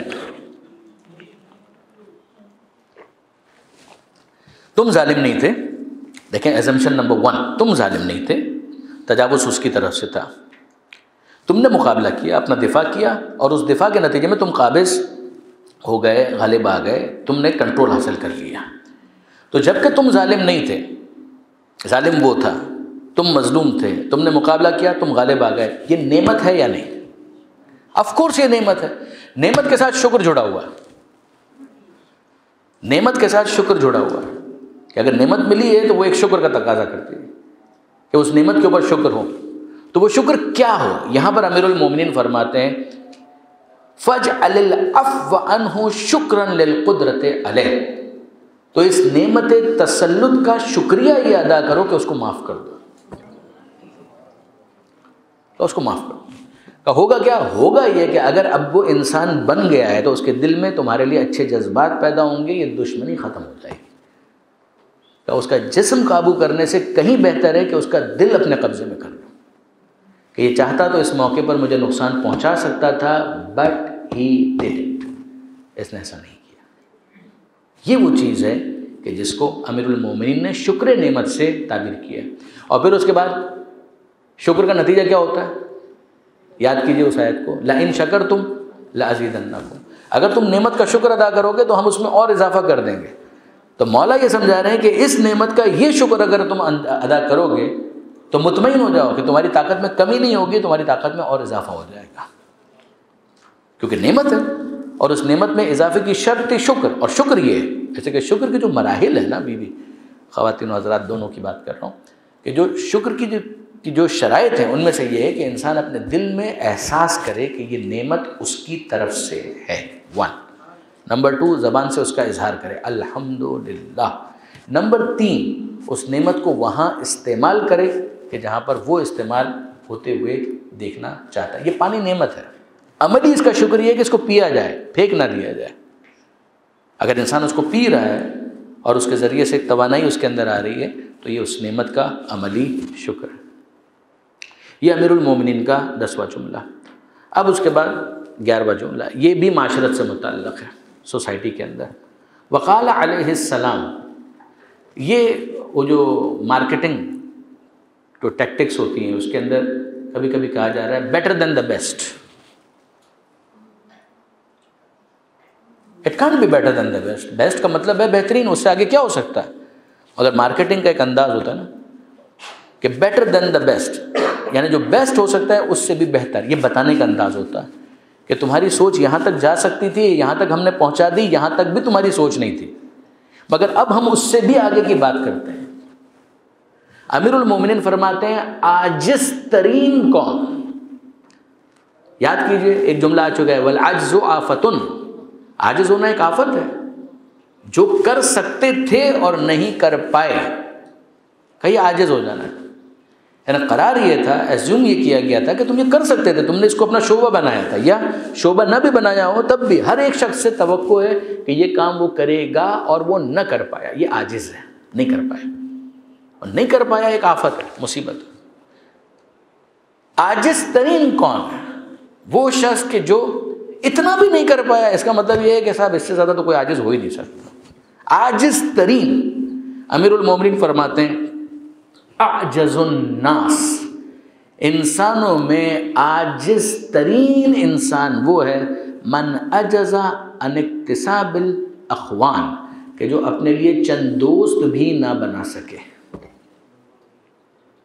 کیسے ہو سکتا ہے کہ ایک انسان اس دنیا کے اندر رہے، گھلے ملے، بات کرے، بیٹھے، کھائے پیے، پڑوس ہوتا ہے، دوست ہوتے ہیں، شاگرد ہوتے ہیں، قریب ہو جاتے ہیں، یہ کیسے ہو سکتا ہے کہ کوئی کسی کا دوست نہ ہو؟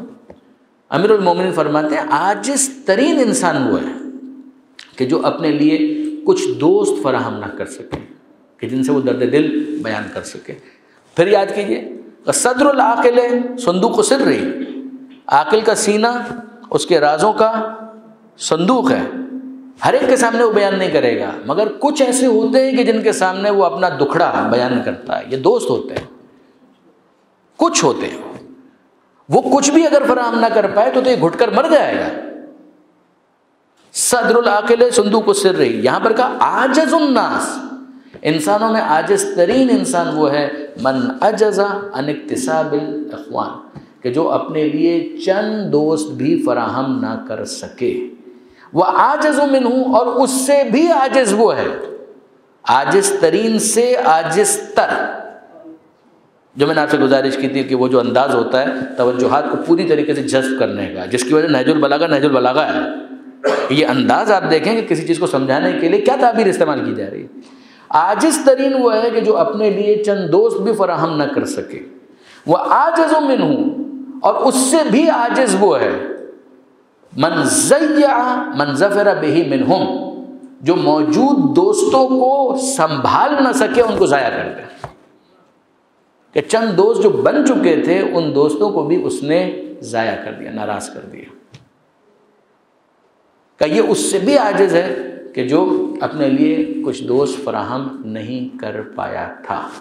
اس لیے کہ جب دوست بن گئے تو اب تو ان کے ساتھ بس حسن معاشرت کی ضرورت تھی. پہلے مرحلے میں بھی حسن معاشرت، مگر بہرحال ایک اجنبیت تھی، وہ دور کرنے میں وقت لگتا ہے. مگر اجنبیت دور ہو گئی، یہ قریب آ گئے، دوست بن گئے، پھر اس کے بعد یہ دور چلے گئے. For what good reason? کیا ہوا؟ کسی ایک نے تو کچھ ایسا کیا نا کہ جس کی وجہ سے وہ دوستی ختم ہو گئی. کہ یہ اس سے بھی غیر گزرا ہے. ایسے پیشانی پر شکن، اسے ختم کرنا تھا، ان سلوٹوں کو قابو کرنا تھا، اپنی گفتگو کو قابو کرنا تھا، اس میں ایک اعتدال رکھنا تھا. ایک چائے کا کپ، ایک پیٹس، ایک پھل، ایک پھول، اور اس کے بعد پھر وہ دوستی واپس سے بحال ہو جاتی. اس میں کیا مشکل کام تھا؟ ہے نا، بڑا آسان تھا کہ اس کے ذریعے سے وہ اس کو بحال رکھتا. مگر بدقسمتی یہ کہ جب کبھی بھی، یقین جانیے دکھ ہوتا ہے، محسوس یہ ہوتا ہے کہ جب کسی کو کچھ نہیں ملتا تو دوستی ختم کرنے کے لیے اس کو حق اور باطل کی جنگ بنا دیتا ہے. یعنی وہ جس کے ساتھ کل تک دوستی بھی تھی، غمخواری بھی تھی، سب کچھ تھا، اب اس کے بعد اگلے دن سے کوئی بات بری لگ گئی تو ایسا لگتا حق اور باطل کا معرکہ ہے کہ ایک طرف علی کھڑے ہیں اور دوسری طرف عمر ابن عبدود. فار گاڈ سیک، یہ کیا مزاج ہے اور یہ کیا طریقہ کار ہے؟ یہ وہ چیز ہے کہ جس کو امیر المومنین یہاں پر کنڈیم کر رہے ہیں. وہ کہہ رہے ہیں کہ اس کو حق اور باطل کا معرکہ مت بناؤ. تو ہماری روز کی معاشرت ہے، ٹھیک ہے ڈفرینس آف اوپینین ہوتا ہے، وہ ایک معاشرے کے اندر کوئی بھی دو دوست ہوں گے ان کے پاس یقیناً کچھ نہ کچھ ڈفرینسز ہوں گے، وہ ان ڈفرینسز کے ساتھ ہی دوستی ہوتی ہے. کامن ڈینومینیٹرز بہت زیادہ ہوتے ہیں مگر کچھ ڈفرینسز ہوتے ہیں، پورا پیکج آپ کو لینا ہوتا ہے، آئیڈیل سچویشن کہیں پر بھی نہیں ملتی. یہ 11واں جملہ ہے. وللہ الحمد آج مجھے توقع بھی تھی کہ ہم 10 تک تو انشاءاللہ پہنچ ہی جائیں گے. کوشش ہماری ہے کہ 50 کمپلیٹ ہوں، 50 ایٹ لیسٹ 50 ہو جائیں، اور ہو جائیں گے انشاءاللہ. 50 اگر مکمل ہو جاتے ہیں تو اس کورس کو میں سکسیس سمجھوں گا، یعنی عدد کے اعتبار سے. باقی آپ کا جو شوق ہے اور آپ کی جو شرکت ہے وہ میرے لیے یقیناً حوصلہ افزائی کا باعث ہے. آپ کو اللہ خوش رکھے. سوالات اگر کوئی تو ارشاد فرمائیے. آج ہم 11ویں پر کوٹ کے اوپر اپنی بات کو روک رہے ہیں انشاءاللہ. درود بھیجیے گا محمد والے محمد.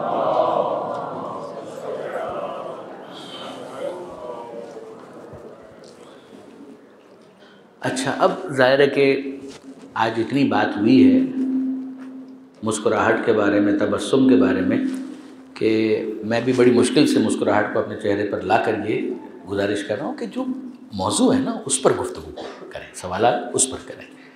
فتاویٰ میں علماء کے مختلف ہونے کی وجوہات یہ اس وقت کا موضوع نہیں ہے.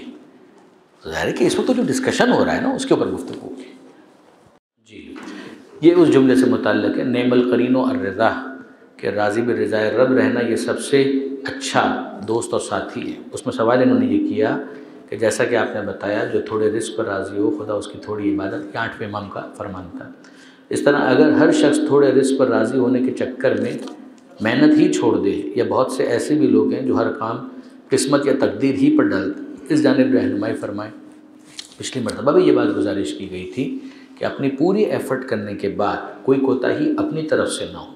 پوری ایفرٹس کرنے کے بعد اگر ڈیزائرڈ رزلٹ نہ آئے، وہ نتیجہ نہ آئے کہ جو انسان اینٹیسپیٹ کر رہا تھا، جس کی وہ توقع کر رہا تھا، تب وہ اس کو رضائے پروردگار سے تعبیر کرے.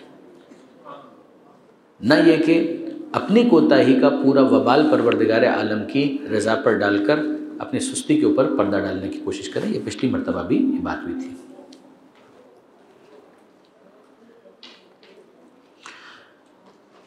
یہ پچھلی مرتبہ ہم نے کہا تھا، درست ہے، کہ ایک شخص جاب کو بزنس پر ترجیح دے اس ڈر سے کہ کہیں لاس نہ ہو جائے، تو یہ بھی بزدلی ہے. بزدلی کی ایک قسم ہے. جی ہاں، یہ ہم نے گزارش کی تھی. یعنی اس کے اندر اتنا کریج نہیں ہے کہ وہ یہ رسک لے سکے. جیسے کہ جاب کے اندر معاملہ یہ ہے نا کہ لگی بندھی تنخواہ ہے تو اس کے اندر کوئی رسک انوالو نہیں ہوتا. عام طور پر یہ تصور ہوتا ہے، ورنہ رسک کسی نہ کسی شکل میں تو جاب پر بھی ہوتا ہے. جاب سے نکال دیا تو کیا ہوگا، ملک ہی ختم ہو گیا تو کیا ہوگا، ملک ہی نہیں رہے گا تو جاب کہاں سے رہے گی، انسان ہی نہیں رہے گا تو کیا ہوگا، وغیرہ وغیرہ. لیکن کاروبار کے مقابلے میں جاب کو بہت سے افراد ترجیح اس لیے دیتے ہیں کہ لگی بندھی ایک تنخواہ وہ آتی رہے گی، باقی کاروبار میں نفع ہو نقصان ہو وہ سیٹھ صاحب کا معاملہ ہے، وہ دیکھیں. تو اگر ایک انسان کے اندر اتنا کریج ہے کہ وہ رسک لے سکے تو سیدھی سی بات ہے کہ یہ ایک شجاعت اور بہادری ہے. اور اگر وہ یہ رسک نہیں لے سکتا تو یہ ایک طرح کی بزدلی ہے. کیا اس صورتحال کو حکمت عملی کہنا صحیح ہے؟ جی ہاں، یہ حکمت عملی ہے مگر اچھی پالیسی نہیں ہے. یہ یعنی ایک ایسا فیصلہ نہیں ہے کہ جس کو بہت زیادہ انکریج کیا جائے گا.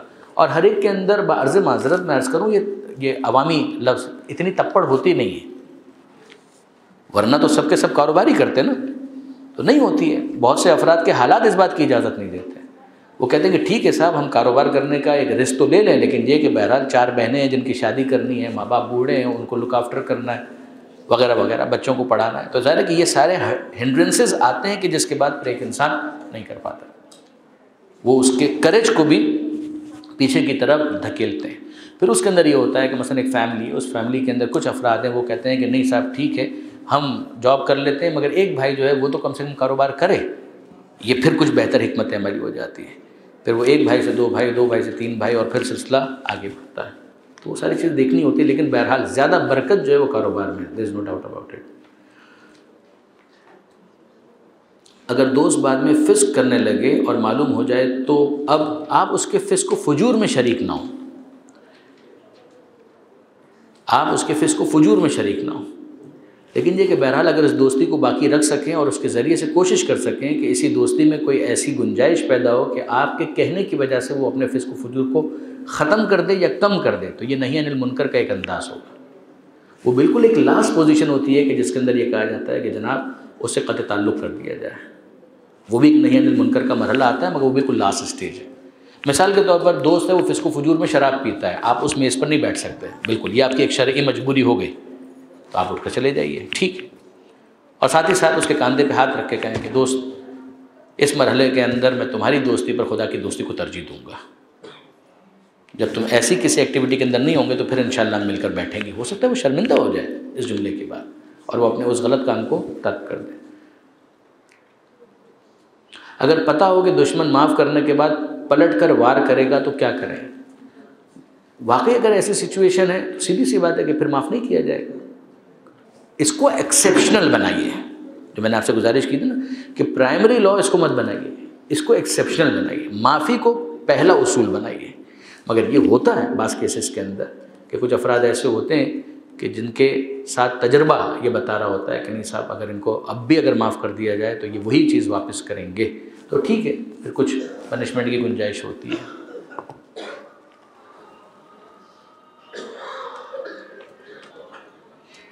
حکمت نمبر 7 میں صدقہ اور کفارے والی بات کلیئر نہیں ہوئی، کام کیجیے، اس کے اندر ظاہر ہے کہ وہ لمبی بات ہے، یہ ریکارڈنگز تو ہو ہی رہی ہیں، میں ڈاکٹر صاحب سے گزارش کروں گا، یہ ہادی ٹی وی والے ہمارے دوست ہیں، یہ بھی انشاءاللہ اس کی ریکارڈنگ بھجوا دیں گے، تو گروپ کے اندر اس کو شیئر کر دیا جائے تاکہ آپ اس کو سیکنڈ ٹائم واپس سے سن سکیں، صرف گروپ کے اندر۔ اس کو آن ایئر کرنے کی تو ظاہر ہے کہ ابھی اجازت نہیں ہے، جب یہ کورس کمپلیٹ ہو جائے گا اس کے بعد ہی ہمارے جتنے دوست ریکارڈ کر رہے ہیں، چاہے قائم ٹی وی والے، ہادی ٹی وی والے، بعد میں اس کو اپلوڈ کریں گے، ابھی نہیں کریں گے، ابھی یہ ہوگی صرف گروپ کے لیے، تو اس کو پھر آپ واپس سنیے گا تاکہ آپ لوگوں کے لیے اس کو آسانی کے ساتھ سمجھنا ممکن ہو سکے، اس لیے کہ چیز سوال کے حد تک واضح نہیں ہے کہ کون سی چیز واضح نہیں ہوئی، یعنی خود یہ واضح نہیں ہے کہ کون سی چیز واضح نہیں ہوئی، تو ہم اس پوزیشن میں پھر نہیں ہے کہ اس پوری بات کو ریپیٹ کریں، وہ تو ممکن نہیں ہوگا۔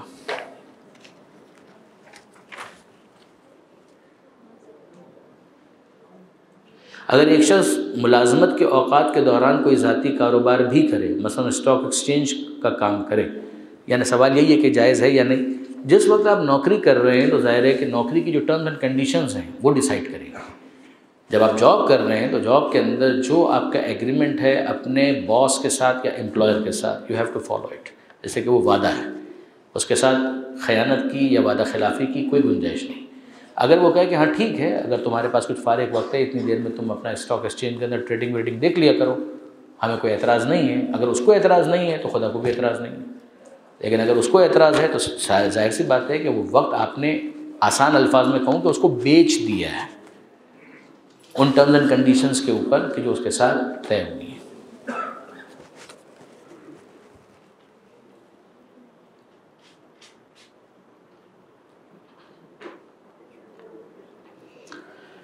اس بات کو کس طرح سامنے والے انسان کو کنوے کیا جائے کہ ہم اس کے اوپینین کی رسپیکٹ کرتے ہیں لیکن ایگری نہیں کرتے، جبکہ آپ کو یہ خطرہ ہو کہ اگر ایسا کیا تو آپ کا دوست آپ سے ناراض ہو جائے گا یا ممکن ہے دوستی ختم کر دے۔ ٹیبل پر بیٹھیے، کھانا منگائیے اور اس کو پوچھیے آپ کو کیا پسند ہے، کیا لیں گے آج آپ کی دعوت ہماری طرف سے، وہ کہے کہ نہاری، اور آپ کڑھائی کا آرڈر دے دیجیے۔ ظاہر ہے وہ کہے گا کہ کیا بات ہوئی، مجھ سے جب پوچھا تھا نہاری تو پھر کڑھائی کیوں آرڈر دے دیا؟ کہا کڑھائی مجھے پسند ہے۔ کہا تو اپنے لیے کڑھائی منگاؤ، تو کیا اس کے ساتھ ہماری دوستی چل سکتی ہے کہ میں کڑھائی کھاؤں اور آپ نہاری کھائیں؟ کہا کہ ہاں۔ کہا اس سے دوستی پر کوئی اثر تو نہیں پڑے گا؟ کہا کہ نہیں۔ جب اس سے دوستی پر اثر نہیں پڑے گا تو بعض دوسری چیزیں بھی ایسی ہو سکتی ہیں کہ جس کے اندر ہم ڈفرینس آف اوپینین رکھیں، مگر اس کو آپ نہاری سمجھ کے قبول کیجیے، ہم کڑھائی سمجھ کے قبول کریں گے۔ اپنے عزیزوں کو جو دین اسلام میں بے عقل بات کریں، ان کو بے عقل بولنا، سمجھنا اور اپنا علم ان پر بیان کرنا خود پسندی ہے یا نہیں؟ برادر عزیز، مجھے ایک بات بتائیے، ہیومن نیچر کیا ہے، انسٹنکٹ کیا ہے، انسان کی فطرت کیا ہے؟ اگر کوئی بدصورت ہے، اگر آپ اس کو کہیں کہ تم بدصورت ہو، اس کو اچھا لگے گا؟ نہیں اچھا لگے گا۔ بجائے اس کے کہ آپ اس کی بدصورتی کا ذکر کریں، اگر آپ اس کو بیوٹی پارلر لے جائیں اور یہ بتائیں کہ جناب یہ میرے دوست کی سروسز ہیں جو میں آپ سے چاہتا ہوں، بھائی کچھ تو ایسی چیزیں جو تبدیل نہیں ہو سکتی نا، لیکن آئیبرو تو اس کی بنوا سکتے ہیں آپ. معذرت چاہتا ہوں خواتین کے حوالے سے یہ مثال ہو گئی، مردوں کے حوالے سے بھی.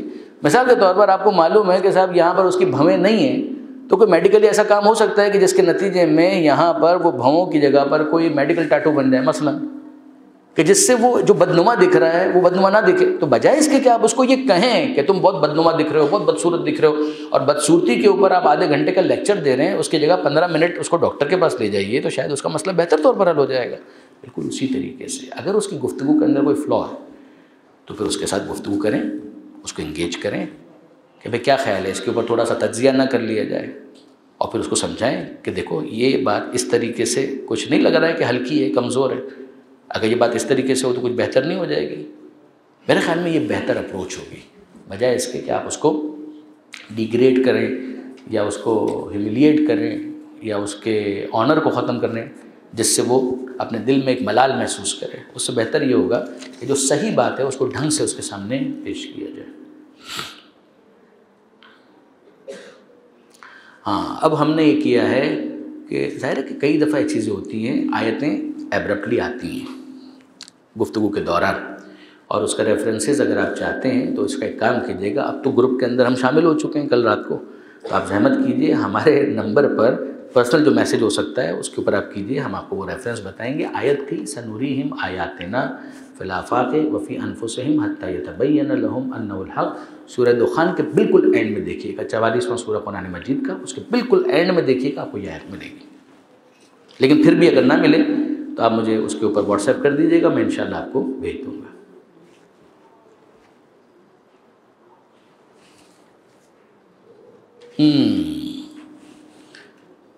فکر جسے کہ آئینہ ہے،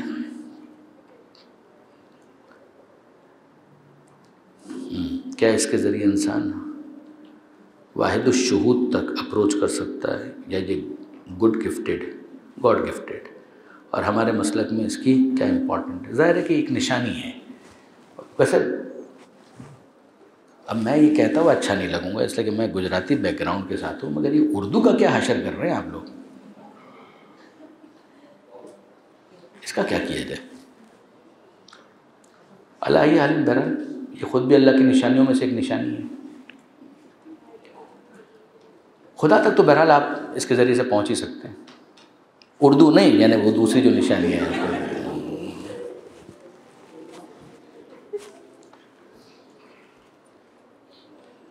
آج کے دور میں دوست کی پہچان کیسے ہو، یہ ایک آگے امیر المومنین کا ایک کوٹ اس بارے میں آنے والا ہے، شاید نیکسٹ ٹائم آ جائے گا یا اس سے نیکسٹ ٹائم آ جائے گا. اس کو آگے دیکھیے گا. باقاعدہ یہ ہے کہ اس کو دوست بنانا، اس کو دوست مت بنانا. بہت عمدہ امیر المومنین کا وہ فرمان ہے. انشاءاللہ اس پر جب بات ہوگی تو کچھ تفصیل بھی آ جائے گی. پھر اس کے بعد فرماتے ہیں کہ کیا شوہر اور بیوی ایک دوسرے کے دوست ہو سکتے ہیں؟ اگر وہ ایک دوسرے کے دوست نہیں ہوں گے یہ رشتہ نبھا نہیں پائیں گے. شوہر اور بیوی کو ایک دوسرے کا سب سے اچھا دوست ہونا چاہیے، مجھے اس میں کسی قسم کا کوئی شک و شبہ نہیں. عجب کیا گناہ کبیرہ بھی ہے؟ جی ہاں. جب اعمال دکھائے جائیں گے تو کیا سارے لوگ دیکھیں گے یا صرف کنسرن پرسن؟ خدا کرے کہ پروردگار عالم انسان کی عزت کا پردہ وہاں پر باقی رکھے. دعا مانگنی چاہیے. بعض کیسز ایسے آپ کو ملیں گے، جیسے انہوں نے سوال کیا، ایک قضیہ بھی لکھا کہ فلاں شخص سے اس کو معصوم نے معاف کر دیا مگر اس کے باوجود اس کا دل نہیں جیت پائے، تو کم سے کم وہ تو کامیاب ہوا نا، وہ اپنی پالیسی کے اعتبار سے وہ تو کامیاب ہوا. مثلا یہ جو مثال آپ نے اس میں لکھی ہے اس کو بھی چھوڑ دیجیے. فتح مکہ کے موقع پر ختم مرتبہ احمد مجتبیٰ محمد مصطفیٰ صلی اللہ علیہ وآلہ وسلم، پیغمبر اکرم نے کہا انتم الطلقاء، جاؤ تم سب کو آزاد کیا. یعنی حق تو یہ ہے کہ تم کو سزا دینی چاہیے مگر تم کو آزاد کرتے ہیں with very few exceptions. تو اس کے بعد آپ جانتے ہیں کہ بنو امیہ والے جو تھے اس کے بعد اسلام کو نقصان پہنچا رہے تھے. مگر یہ اس کا مطلب یہ نہیں ہے کہ یہ پالیسی غلط تھی، یہ پالیسی بالکل ٹھیک ہے. پروردگار عالم نے شیطان کو بھی مہلت دی ہے، شیطان کو بھی ایک دم ایکسپوز نہیں کیا، اس کو بھی مہلت دی. پھر اس کے بعد جب اس نے اپنے کفر کا اظہار کیا تو بھی اس کی فوری گرفت نہیں کی، اور اس کے بعد بھی اس نے کہا کہ میں ایک مستقل دائمی دشمنی کرنا چاہتا ہوں، اس کے فوراً گرفت نہیں کی پروردگار عالم نے. تو یاد رکھیے گا جناب حر کو اگر فوراً پکڑ لیا جاتا تو وہ حر نہ بن پاتے. یعنی جہاں آپ وہ کیسز دیکھتے ہیں یہاں پر اس کیس کو بھی تو دیکھیے نا. ہارڈ اینڈ فاسٹ کچھ بھی نہیں ہے. پالیسی کی بات ہو رہی ہے کہ پالیسی کیا ہونی چاہیے. پالیسی پہلی جو پالیسی ہے, اصول جو ہے وہ معافی کا ہے کہ کوشش کرو کہ اس کے ذریعے سے دل جیت لیے جائیں. اب آپ اسی کی اگر آپ بات کریں نا, یہ بنو امیہ والے کیس کے اندر منتہی العمل شیخ عباس قمی, جس کا اردو ترجمہ احسن المقال کے نام سے ہوا, اس میں اگر آپ دیکھیں گے تو آپ کو ملے گا یہی فتح مکہ کے موقع پر آزاد ہونے والے بنو امیہ کے ایک فرد نے امیر شام سے بغاوت کی, اور مولا کائنات کے اصحاب میں اس کا شمار ہوتا ہے. امیر شام کے قید خانے میں اس کی موت ہوئی, اور امیر شام نے اس کو بلا کر یہ کہا کہ ابھی بھی اگر تو معافی مانگ لے اور علی سے برات کا اظہار کر دے تو میرے اپنے خاندان کا ہے, میرے اپنے خانوادے کا ہے, میں تجھے معاف بھی کروں گا, نوازوں گا بھی. اس نے کہا قطعاً نہیں. یہ ایک آدمی کہ جس کا دل علی نے جیت لیا, میرے خیال میں بہت بڑی کامیابی, جس کا تعلق بنو امیہ سے تھا, ڈونٹ فارگیٹ. تو یہ بھی آپ کو ملیں گے, دونوں طرح کے کیسز مل جائیں گے, ہوتا ہے.